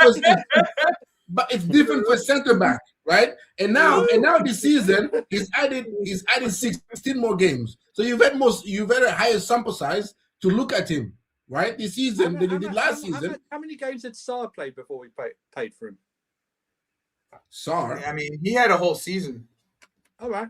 But I mean, we're not talking like there's like 100, like 200, 300 games that some of these players play. There's like 50 No, I'm games. just saying, 11 games. You might look at someone and say, he's an incredible talent, but just like nobody went for him in the summer. That means people weren't that convinced. Bottom line is, if you think he's done, if you think he's good enough, if these guys think he's good enough, I don't mind negotiating. That's what you should do. That always on deals. You should negotiate on all deals. I'm not for this FIFA thing. Pay it, lump it down like that. But don't take the piss. Do you know what I mean? I'm like, haggle it down. Why people say Ornstein? I can't see any Ornstein bomber. No, I've got the notifications. No Ornstein bomber. Yeah, I have notifications. No. We got the notifications. You can't get me with that one, bro. I have notifications. No, but Ornstein just spoke live on NBC Sports. Yeah, he might have spoken live, but there's no like. Yeah, he spoke live on TLC. No, you're getting put in time out. I have to time you out for that one. The thing is this, Don. I'll check daily. I'll check daily. Also, Don, if they I don't follow that daily guy. He cries too much for me, bro. But Don, if they want him, also don't leave it to the end last few. Don't leave it to the last few days of the window either. Do you know what I mean? Get it done and get him in as quickly as possible. Get it done as quickly as possible. You know what I mean? Yeah. No, I'm joking. I'm not gonna time you out. Don't worry. Yeah. Let me read it. Let me read it here. Yeah? It says on Chelsea they have some resources from the summer. They may well deploy that into a centre back. They've been linked with Jeremy Jacquet. They've got other options. They could even recall Anselmino. Again, people know what Anselmino, right? Or Mamadou Sarr from their loan deals. They look like that's what's gonna end up happening. Bro, I want Sarr before Anselmino. And the reason why I say that is because it's gonna be Sarr before it will be Sarr before Anselmino. Sarr is the guy Rossini's worked with already. Like it's Anselmino, bro. I said that this was gonna happen though. I knew this was gonna fucking happen. They were gonna cheap out and bring Sarr back. I knew this. Yeah, I don't think we'll do. I don't think we're gonna take. I told you this was gonna happen, Robert. And you didn't believe me. No. I don't think we're gonna take Sarr and Rossini from Strasbourg in the same window. Rob, just last summer and last January. Why not? Why they just David Ornstein just told you, the most reputable guy just told you that is an option. Yeah, but it's an option. Just like recalling Andrew Santos last January was an option, but we didn't. Rob, can you, with all confidence, 100% say we didn't need Andrew Santos last year? But you say 100%. Obviously not 100%. Like not 100%. What do you mean? Can you 100% say it's gonna happen? Would you be? No, you cannot say 100%. Let me put it another way, Rob. Would you be really shocked if they did call Sarr back during the January? I actually would be, yes. You would be. Okay. If they recall Sarr, I would be shocked. Like we refused to recall Andrew Santos. We went and bought Amugu as a midfield back.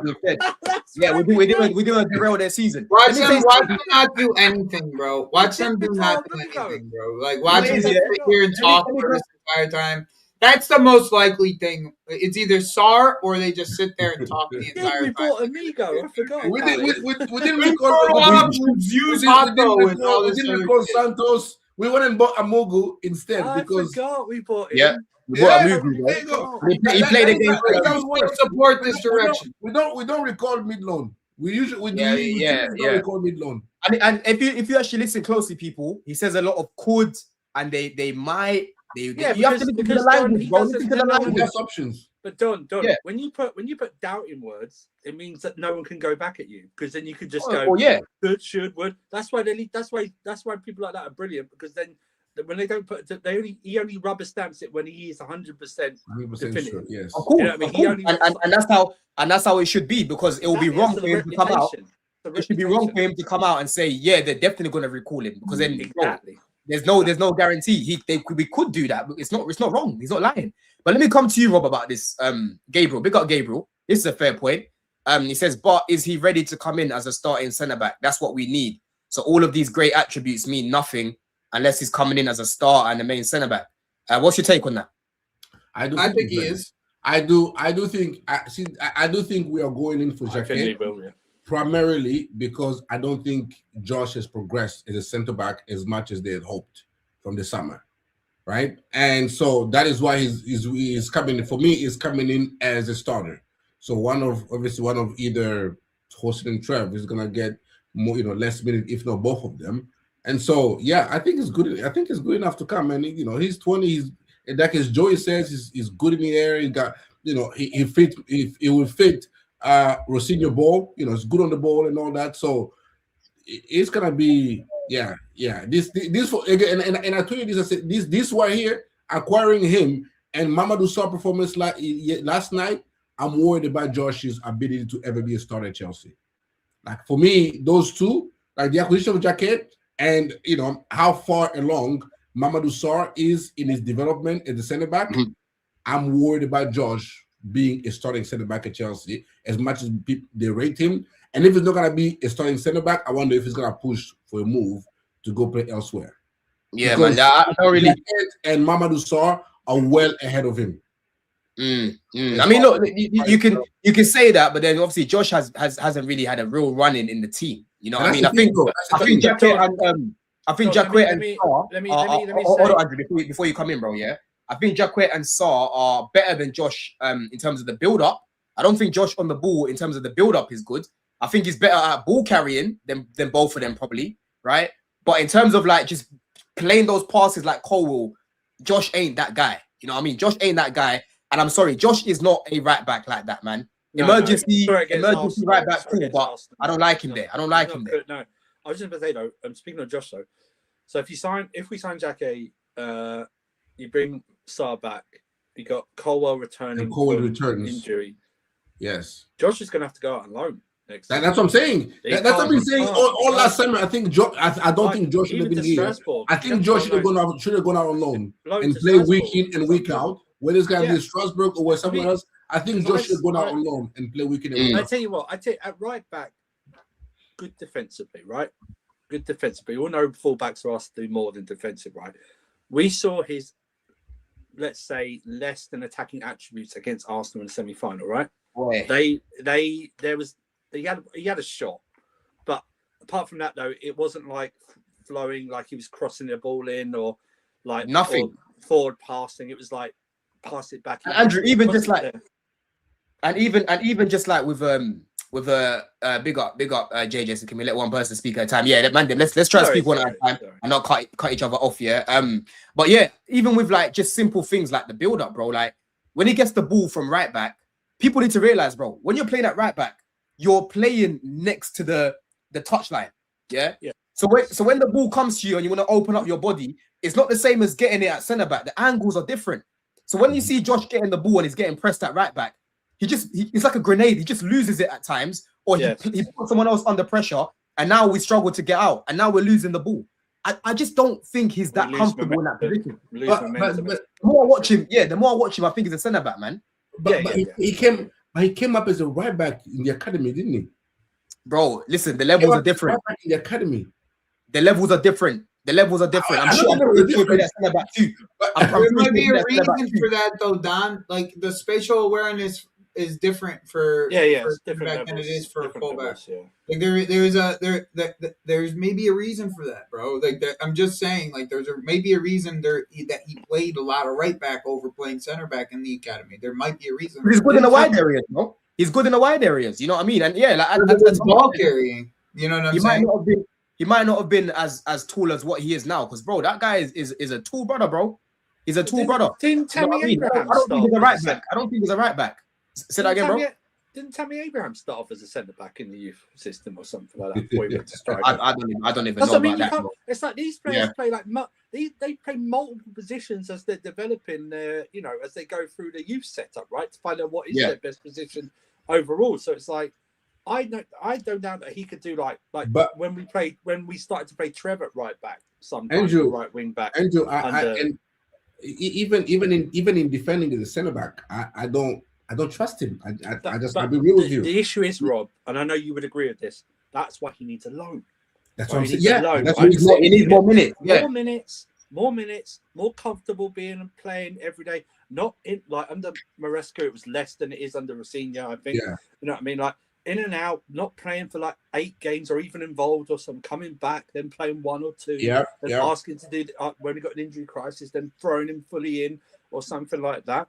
Go on loan, whether it is to Strasbourg. I prefer to go on loan maybe in the Premier League I got to say like that. If someone, but the problem is they can't always guarantee them minutes. Yeah, like you could do at Strasbourg or something like that. Yeah, Strasbourg Do is that, the only develop, come back, go on another loan, maybe to Strasbourg again or somewhere else in the Premier League, newly promoted side, whatever.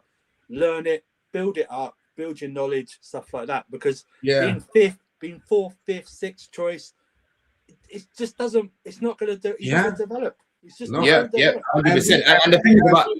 Go on. I agree with you 100%. The only place you can send him that would guarantee playing time will be Strasbourg. Yes. I mean, you can send him to a championship team, to Coventry or whatever. If Coventry get promoted or something, or if Coventry go up, send him to Coventry. Yeah, if Coventry go up and you send him there. But the thing is that you'd be the only place you can guarantee that he will play week in and week out is Strasbourg. If we take Sar from them and say here's Josh to take over Sar's spot, because he needs to play those mistakes out of him. He needs to build his confidence in because he's clearly a talented player. But for me, his spatial awareness in the box is not there. His build-up play, he's not there as a center back. A right back is he's good at carrying the ball, but we've seen in today's game, Fofana, Wesley Fofana is good at carrying the ball, but he's looking out of place in this Rossini system, because you gotta be good on the ball with passing quickly from the back. Yeah, Bournemouth did want him on loan in the summer. Remember that? Bournemouth. They did. Yeah. In fact, they wanted to buy him.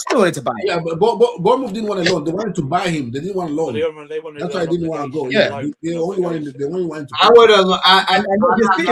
As bad as Hoyton's been at Real Madrid, I would have taken Hoyton for him. Yes, please. I'll take him again. I would have taken him. Your boys. Jackson again. You're forgetting how Jackson spun Hoyton last season. I don't care. Things happen. I saying Jackson's style of play that we would want. Jackson. I want to Hoyton too. Jackson spun Saliba. Even now. No, Jackson spun Saliba. Jackson spun Konate last season. And so Jackson sitting on a bench. Now Jackson's sitting on a bench. You know what it is about Josh. You see what it's about Josh Mandem, yeah? I like Josh Mandem, yeah. I do like him, right? But there's a lot of people that overrate this guy. I'm always telling Matisse, bro, I still see the youth in him, bro. Like Matisse talks about him like he's so complete, and I'm like, yo, calm down, tranquilo a little bit, bro. Like Josh, he's good. I like him. I want him to keep getting the minutes, but the only way he's gonna improve, Rob, you're right, is by playing. That's the only way he's gonna get experience, by learning. He's got to play. And right now it seems like we're not really, he's not getting a real run in the seat. There's hefty Cobham tax on opinion on Josh. We all know that, right? It's hefty Cobham tax when it comes to so, yeah. You know what I mean? If he weren't from Cobham, no one would be really talking about him in this fan base. Like if we signed him like from another team, no one would be going, "Oh, I can't believe he's so good" and stuff like that. They'd be going, "Not another one. Not another young player." Do you know what I mean? They would, wouldn't they? Right. They would. You got Joseph. It's the Chalobah thing when he first started. You know what I mean? It's like that. It's the hefty Cobham tax, which is fine. Yeah, you're supposed to have bias. You're supposed to have bias to your own. I think he's got a higher ceiling than Chalobah, but like what Rob said, what I'm saying is overall. When they come from your own, when they come from your own academy, there's more bias than even when you sign a player. For your more team. protecting. Yes, I get it. Yeah. For me, bro, when it comes to Cobham, the guys that I used to ride for, bro, like proper, bro, like big pause on that as well, is Jeremy Boga, yeah. You had Jeremy Boga, you had Loftus Cheek, right? Yeah. Lanky, I used to love that guy as well. You know what I mean? Charlie Musonda, you know what I'm saying? He didn't come directly from Cobham, but he was part of the academy. Yeah. Who else was part of that team, bro? Ola was another one that was shaky, bro, at the back. Ola was very much, you could go past him, but he was so quick. He used to get back. You know what I mean? But with experience, like Rob is saying, he's learned, right? He's taken that out of his game. His pace used to save that guy a lot coming through the academy, bro. Yeah. Charlie, my guy, Charlie Colkett. You know what I mean? I had a lot of time for Charlie. Yeah. Who else? Obviously, Reece James. I don't just look at Cobham and think every single player out of Cobham, I put them on my pedestal. Ake, we should have always kept. Ake used to play as a 6. I used to watch this guy play as a DM. Yeah. I used to watch him play as a DM. Christensen's another one. Christensen was amazing. He was amazing, bro. You know what I mean? I'm trying to think of who else was in that academy, bro. Jay Silva's another good one, but he didn't make it, I think, because of his height. Jay De Silva. Jay De Silva, he was quality, bro. Yeah. Tamori as well. Yeah. Tamori, nah, man, Tamori was a mess. Tamori was just quick. It was just fast. Tamori was a mess. Tamori used to he used to foul people. He used to give away penalties. Yo, he used to be a mess when I used to watch that guy, bro. Josh McEachran, he was all right. Bruma, yeah, that's like going back a little bit. Well, before I used to really watch these, man. No, you said Josh McEachran. He was the same bit with Josh. He was in that class with Josh. Yeah, but Josh McEachran got way more opportunities than him. Just about way more. Bruma was just there, innit? Lewis Hall's another one I really rated. I really rated Lewis Hall. Van Arnholt. Remember Van Arnholt? Van Arnholt, yeah. Kakuta. Isaiah Brown. I liked football, by the way. That Van Arnholt is still playing football. And like he still is, yeah. I used to like Izzy Brown, but I just knew he was never gonna make it, man, at the club. Tammy Abraham, I like Tammy again. He's another one I didn't think was gonna really make it. Charlie Musonda, bro. I listen, I'm family friends with his family, bro. You know what I mean? Because they're Zambian. Yeah, so boy, that whole situation with his injury, bro, it gets me mad. It gets me mad, man. Hudson Odoi, yes, I really like Callum in the academy. Really, really like Callum, bro. He was a baller. Serious one. Yeah. I thought it was overrated a bit. I thought it was. I think his final third the end product, the final third was absolutely garbage. Oh yeah. So Hudson Odoi. Yeah, that's one thing that Cobham did not develop. Like talent, like natural gift talent, Hudson Odoi and Ruben Loftus-Cheek, but they didn't develop the final third. Natural gift, like natural footballers, you know, that I've seen out of Cobham recently. Callum and Loftus-Cheek. Those two, if they've been brought out from La Masia, they would have been world class players. Bro, Boga and Loftus-Cheek are the two best I've seen. The issue with Loftus-Cheek was obviously the injury, because he was balling. He was starting to ball before that. Even before the injury, just like he was getting in the team. He was starting important games. He was scoring important goals, and he was just about. He was just about to. Was it? It wasn't summer. There wasn't any tournament, but he was just about to get on a run, and that it's the same. I wouldn't say they're the same highest, but that injuries robbed us of him, what he could be. They robbed us of Essien and stuff like that. It's like that. It's really like because he'd probably would have gone on to be Chelsea captain. You know what I mean? Ruben, yeah, was for me. There was even a period that season, yeah, he was playing better than Hazard, bro. Yeah. He was going crazy, and then we played that stupid game in America. We played that stupid game in America. Ruben. In 2018, you think he was playing better than Hazard? Well, there was a period where he was going crazy, Rob. He was balling out before he got injured. It was with Hazard balling out. You remember there was that league competition? Like, I told him I was gonna score today, and he told me he's gonna be the man of the match and all this now. There was that little friendly competition because Ruben was trying to keep up with the levels of Hazard. But obviously, you couldn't. It's a shame. It's a shame. Against West Ham and all that stuff. Yeah, man. You know what I'm saying? Hey, people, this is my like Jermaine. Yeah, if you man watch Up Pit Stop, this is his channel right there. Make sure that you lot are subscribing to Jermaine. He made his debut midday live earlier, people. So make sure that you lot are smashing up the lights as he says, and make sure that you lot are subscribing to him as well. But yeah, Ruben, I'm telling you, one thing I really like about him as well, because I remember watching him in the academy, right? Whenever this guy used to get in front of goal, I'm telling you, most of the shots would just go far. I used to look at him. It was like gusto. Yeah. And then when he started to score the goals of Sorry, I'm like, yo, this guy's improved his finishing as well. It's not just the ball carrying anymore. It was like remember the Moussa Dembele guy who played for Spurs, the Fulham guy who played midfielder. Yeah. Man said the Moussa Dembele guy. Have some fucking respect. No. Listen, because I like Dembele. I thought he was a good player. Very underrated. No, don't call him the Moussa Dembele guy, bro. You didn't let me finish. You cut me off. Sorry. I'm talking about the way he was physical as well, love to see you bosh him out the way like that. Do you know what I mean? He's a run through players, you know what I mean? Just like that, barge and finish. But again, he had a great loan at Crystal Palace that he got into the World Cup squad.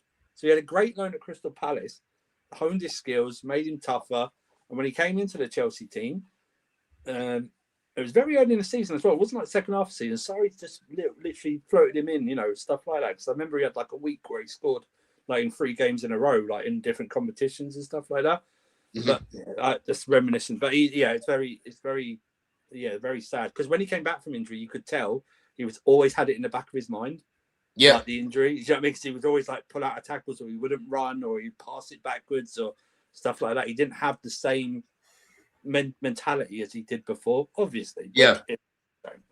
No, I didn't. I had this thing I don't know if you heard me. Hold on, let me respond to this, Joey. Yeah, Tay, I literally said Solanke was one of my favorite ones. I preferred Solanke over Tammy because those two used to get 40 goals a season in the academy and that. Yeah, between but the Solanke was the one that I rated even more because I used to look at him and think, yo, this is Baby Costa. Yeah, this is Baby Costa, bro. You know what I mean? I really liked him, man. But yeah, that's just some memories there. Obviously, Charlie's my guy in it. So So you know what I Charlie have this rule about academy players that I've had for quite a bit of time.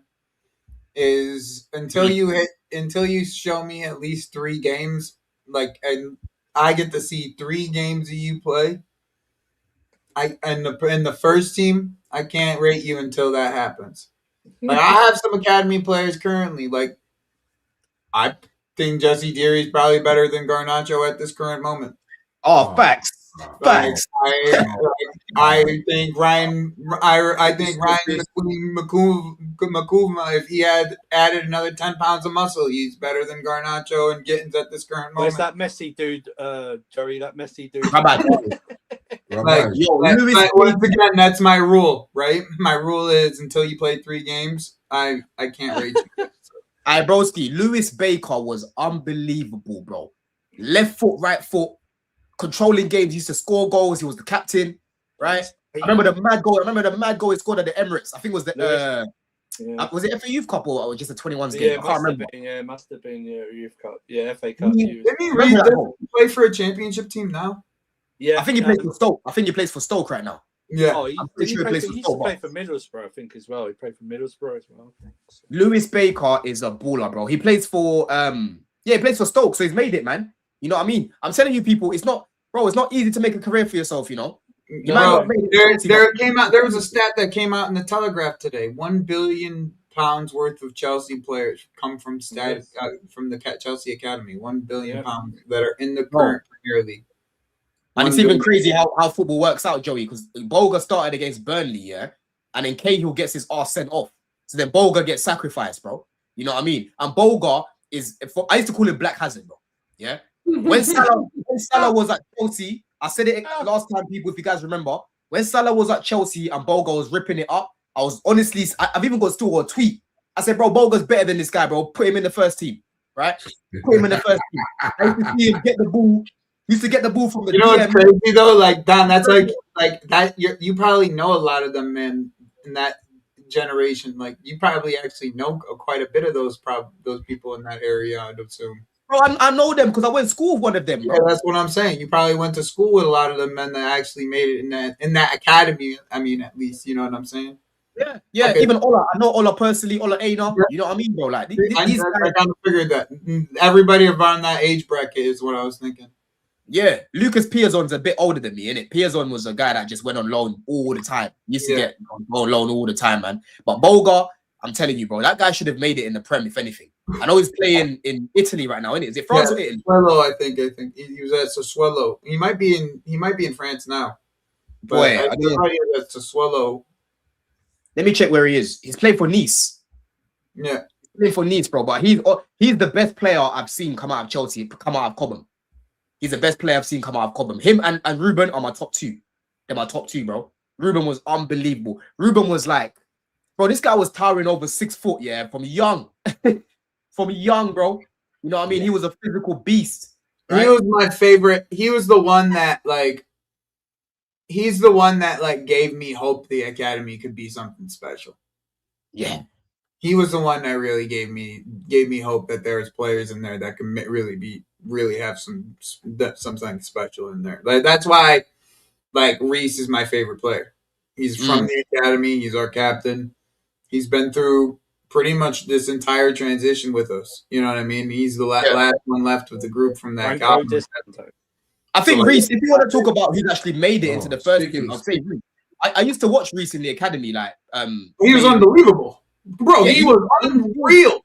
He was brilliant. He was brilliant. He was so good, bro. He was so good that next year at Wigan, there was people doing reports on Wigan Wigan every single week because they were thinking he was going to win Young Player of the Year, and he did. Yeah. No, he was unbelievable. He was. Here's the thing. He's the best academy product since JT. There's no. No, he is. There's no question. The correlation, Liverpool had Stevie G as their best academy product, and then Trent came along like that. Do you know what I mean? You only get top clubs very rarely get any academy players through because they're always competing for the top prizes. They're spending all the money on the transfers and stuff like that. So it's very rare for top clubs to get academy players through. I mean, Barcelona are probably the outlier on that one. Do you know what I mean? They get like one or two every generation, but to get one for any top club is quite unique. Turn that game on. Yeah, now Reece is obviously like he's the greatest. Well, let me not the greatest, but okay, JT, he is right. But I'm just saying when I'm talking about just what I used to watch, right? Because I used to watch a lot of Reece in the academy, and what I used to watch from Boga, I'm telling you, Boga it's not even funny, Andrew. I remember when I was in school, we played against Jeremy Boga. We played against this guy, right? The best way to describe it, I remember in the first half, no one could get nowhere near him, bro. All the man them at halftime, we all just looked at each other. We were all just looking at each other, and we didn't say a word, right? We didn't say a word because he was just running through our team, just running through us, scoring. You try to go near him, he just bounces off of you. He's gone. Jeremy Boga was unbelievable, bruv. He was an unbelievable footballer, man. He was honestly like a black hazard. He was like a black hazard. Yeah. I just remember him coming on as a sub in like a FA Cup game, and he was just like, he literally like no one would be able to even get close to him. He was one of those dribblers who was just like anytime someone get close to him, he just skip right past you and go down the outside. It was like one of them. He reminded me more of Moses just because of how physical he was. Man, Moses was so much more physical than what I expected. Yeah. I didn't think he was as technical as Hazard personally, but I thought he was just such a physical specimen in my opinion. And then Takori says, yeah, Don, you're confusing silk to football in fundamental. Reece has had solid foundation since a young age. Bro, Reece made it into the first team, bro. Boga didn't get enough opportunities. Reece is lucky that we got the ban, right? God knows where we'll be without that ban, bro. Because Mason Mount might be at Portsmouth with that if that wasn't for that ban. Just a different way. With Buenos Noches leaving after a great loan spell with us. What is how long till the fake Fermin Lopez story start up again with us? Like in the no, we're getting him right now. Jacquet's a fake story, bro. We're not getting Jacquet. It's a smoke screen. We're not getting Jacquet, bro. Don't let these these sporting directors lie to you every single time they go in for a player. As soon as they tell you the player is going to go for 20 million more than they bid originally, you just can accept that it's not going to happen. But these sporting directors don't expect it. What Big Up Son, he says, Don can't compare Reece to Boga, bro. Reece is world class and always has been, bro. Again, you're just not comprehending, man. You're just not comprehending at all what I'm saying, man. Honestly, you're just not comprehending it at all, bruv. But let's quickly talk about Pafos before we finish up, man. We've got a game, yeah. We've got a game. We've got a game on. We play Wednesday, innit? Yes, Wednesday, 8 o'clock. Yeah, Wednesday, yeah. Someone's saying CFC Daily as well. No, nothing. It's about us. It's about us. It's about Bournemouth plan on resisting any bids from Marco Sensei. Yeah, I mean, if we really want to be aggressive about that, there's not really much they can do, in all honesty. But I don't think we'll probably go down that route. I think that Jacquet deal gets done. Like, surely, Joey, it's not another fumble. Surely, bro. As much as I would love for that to be the case, Don. Just prove me wrong. Prove me the fuck wrong. That's all I ask. Prove me wrong. No, 100%. At least if I'm wrong, I'll be happy. At least if I'm wrong, I can be happy. You know what I'm saying? We tried Prove me wrong, bro. I gotta do the reverse psychology on it, Don. He's not getting them. We gotta do he's not getting a move because hopefully they do the reverse of what I say. Because every time I say I want a guy, they don't get him. So don't get him. I'm speaking. Every time I say I want the guy, they get him. Yeah, and then we're in the a fucking lower situation than we were before. Thanks, Rob. Yeah. No, we're not. I listen, yeah. Hey, HM, you're right. I'll believe it when I see it, bro. I'll believe it when I see it, man. I'll believe it when I see it. You're right. Rob, You're right. I'm Yeah. not gonna crash out. I've already learned. I've learned too many times with these people now. After Ultimate, I stopped crashing out, bro. Rob, if you were a gambler, Rob, you'd have 21 and you still say hit me. So Wait,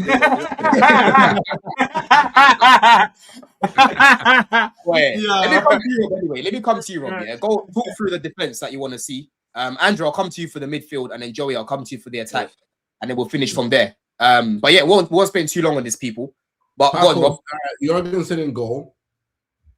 Jorgensen. Yeah. Okay. All right, let me just quickly put this thumbnail. Hold on. Timestamp. I agree with him, by the way.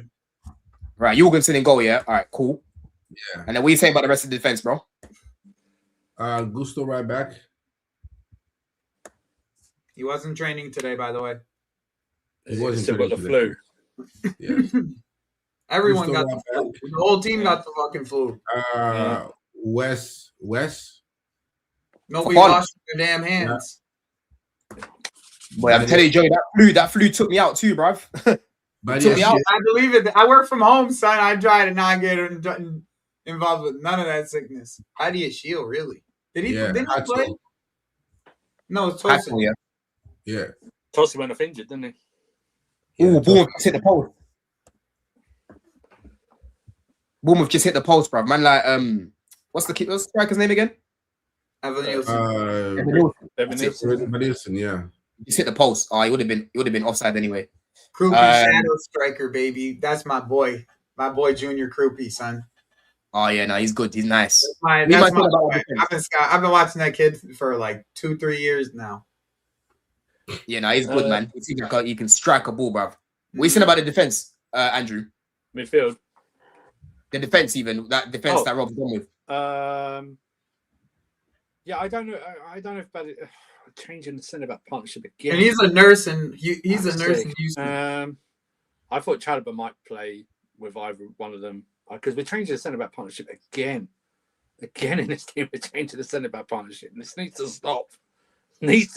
One needs to. I mean, bro, you don't really have a choice with the type of game that you play. It's not like we have one guy who we can just really rely on. It's not like it's just familiarity. Do you know what I mean? It's just. I would love for that to be Jacquet, and then once Levi comes back, him and Jacquet could play together with Fofana as another option. I mean, that would be like the preferred situation for me. But yeah, I don't think Gusto plays. I think Reece plays at right back, and I think Chalobah plays instead of Ballyshield. But I don't. But you know. Yeah, we're not getting nobody Atomic. That's what it is. I know what's going on. We're not going to predict correctly. Let's go to the midfield. Okay, so I'm doing because remember, guys, we need to win this game. I know it's against a lesser opposition, but we actually do need to win this game because we effed up in previous games. So I'd actually go Caicedo and Santos. Yeah, in the middle. Agreed. Ooh. Caicedo and Andre Santos. I've even just looked at Rob, you got to think about it. It's going to be similar. The way that the style of game is going to be similar to how we played in the FA Cup because they're going to drop off. This team's going to drop off and defend us. Yeah, and also I'd rather just like start with the strongest as possible and then take them off. Do you know what I mean? Mm-hmm. Go like 3-0 up and stuff like that. I'd play Enzo in the 10. Yep. Yeah, and then whoever I think Joey's doing the attack, right? So I'll leave it like that. So yeah, Joey, go for the attack, my bro. I'm interested in this attack now. Wait, I'm trying to think who started. I think if Esteval, did we see Esteval pictures or something? No one's mentioned him at all, and I'm not seeing him. Still ill? I saw him in training. I saw a picture. You did see him in training? I think he would start if he's in training. Yeah, I think Rosinha really likes him, man. I think he really likes him. Liam, because he played 30 minutes. He only played like 30 minutes. Yep. And then Jamie. You don't think Garnacho will start this year? Didn't he start the last game? Yeah, he started. He came off, innit? But I'm assuming it's rotation. Like, I'm assuming this is going to be a rotation game. But by the way, can I just say that game, João Pedro's got no excuse to slap that ball now after that shot against Brentford. Do you know what I mean? Boy. Start slapping that ball. Do you know what I mean? Yeah, he needs to hit the ball more, bro. Yeah, Facts. slapping More that ball. times he shoots, the more like I'm happy if he shoots more. That's Just all I slap. need from him. There's No no He needs problem. to get, bro. No. He needs to get his shots per game doubled. Like Yeah. he needs to take twice as many shots as he does, and slap then that effing ball, man. he Just normally slap does, it. bro. Twice. And the good thing about João Pedro, his shots are usually on target as well, bruv. Mhm. Like But they're not the power. I'm like talking about Jackson. the power. That's the reason why I'm asking for him to shoot more, because the more he shoots, the better the opportunity. Like the more opportunities we're No, gonna but the thing is he's too selective with his shot. Like he doesn't Yes, he shoot is. low percentage shots. Like he needs to start taking shots just sometimes for the sake of taking shots. Just Agreed. smash it. He Agreed. needs- Agreed, Rob. Oh, Agreed. I couldn't like, agree more, bro. he needs to have no center back. Just like instead of like trying to like dribble around someone, just get away from him so you can take a shot. Instead of thinking of you have to get all the way around someone, take the one dribble away and shoot. With your Bro, stride. you might shoot, the keeper parries it, someone else Yeah. is there, bro. You know what I mean? exactly. Like, fucking shoot. You know what I'm saying? Somebody bro. says you need Jackson shot confidence. Yeah. Just bare shots, but just keep Yeah, just man. roll Do like it. Because we Sick and trust tired your of it. shooting technique. We trust that you're going to get it on target more times than not. Just shoot, bro. Exactly. Big up Jet, man. This is spot on. He says João Pedro has a good shot, and that's how you can drag defenders out of position. Exactly, man. You create a bit of chaos in the box. Yeah, there's no guarantee the keeper will get it every But time. the thing with him though, he does that, and then like the defender would, because they know he's got a good shot, and then the decision after that is just, he loses the ball or misplaces a pass or something. Like if the defender gonna react to you because you have a good shot, just make sure that you create for somebody else, like slide to Palmer or Enzo or Estevao or somebody, that will have a, But he be doing too much on the ball, though, Rob. He be doing too much on the ball. That's the thing, though. He be doing too much on the ball. He just be fucking. He needs to just do. I need you to do more of what you did like he did against Brentford, where it was bring it down, one touch to the strong foot, and rip it. Like there was nobody in front of him. It was him and the goalie and the keeper. Like, there was no center back. There was guys for him, that's a high percentage shot. So he shoots when it's those instances. When it's like I got a center back here, and let me shoot in between his legs or whatever. He doesn't I'd like do to that. see if Liam can start kicking on, bro, because like I feel like he could start kicking on from where he was the last couple games. Yeah, we must, man. He And listen, I'm not taking a GM for us this season, though. He's producing, even though the performance are not really reflective of it, but he's still scoring and assisting. João Pedro. Oh yeah. João Pedro's at like 10 GA already or some shit like that. Bro, he's on 11 Premier League goals, isn't it? He's got 11. Is it 11 Premier League goals he's got now? No. He got 7 goals and 3 assists. He's got 7 Premier League goals. He's got 7 Premier League goals. 7 goals and is that 8 goals now and 3 assists? Yeah, 8 now. Okay. But yeah, man, listen, I'm not taking this Pafos game lightly, man. You can see their recent form. They lost their last game. They won 2 games before that. Their last 5 games, they've lost 2, won 3. They're sitting third in the table right now, plus 19 goal difference, right? David Luiz plays for them, innit? Yeah. David Luiz plays for them. Let's see their lineup the other day. 12. Yeah. So it looks like that's Miroslav Orsic, like the guy who scored against fucking Tottenham for what team was he on? Dynamo Zagreb, I think it was. So yeah, they play 3 at the back. They have the pivot there with the wing backs. We should be bossing that midfield, man. We need to be bossing that midfield, and we need to be having some fun, bro. You know what I'm saying? I need to get my White Scout back, people. So it's hard for me to really talk about what they're like as a team. But I'm not taking them lightly. There's no excuse. We need to ride that wave again. It's going to be rocking. It's going to be rocking, Andrew, man. There's no excuse not to. I'm sorry. 7? I know people might say. What's that? 10 GA originally. There's no excuse not to rock up at least 4 goals. We're home, right? Yeah, we're at home. Yeah. We're at home. Yeah. Yeah. Home. Oh shit! I didn't even know. Because what's his face isn't casually going? Yes. I didn't know that. Yeah, I forgot. We are at home because Napoli's away. Where Casually's going, yeah. Napoli's away. You're right. You're right. We're at home. Napoli's away. Yeah, the last game. Yeah. We are, man. But we must, people, man. Aye, but solid show, man. Nearly 2 hours. We're gonna finish up there, people. Big up the chat every single time. Let's see if there's any super chats in here. There's no super chats here. But Joey, have you got anything coming up this week, my bro? Thursday we're gonna be back with Wobb's Link. We were gonna go back this week, but just life has been kicking both of our asses. So we're back this week though. Wobb's Link is back Thursday. Regular scheduled. You guys have seen me live every single weekend as well. So I'm gonna keep doing that. At least once a weekend. You're gonna see me live go for at least 2 hours. Last few watch-alongs have gone 8 or 9 hours that I've done. So like you can come see me. Yeah, I've been going long. From start of day to end of day of show. For some reason I ain't got a link yet. Oh man. I mean, I've been doing it on my own, bro. It's not like I've been sending the link out. Yeah, I don't really. Joey doesn't like. I don't invite anyone. That's when Joey doesn't let me come on his channel. I have a group chat with all my friends in it who I normally invite. They don't get invites either. I just do it on my own. Immersion I like doing it on my own. That's what it is right there.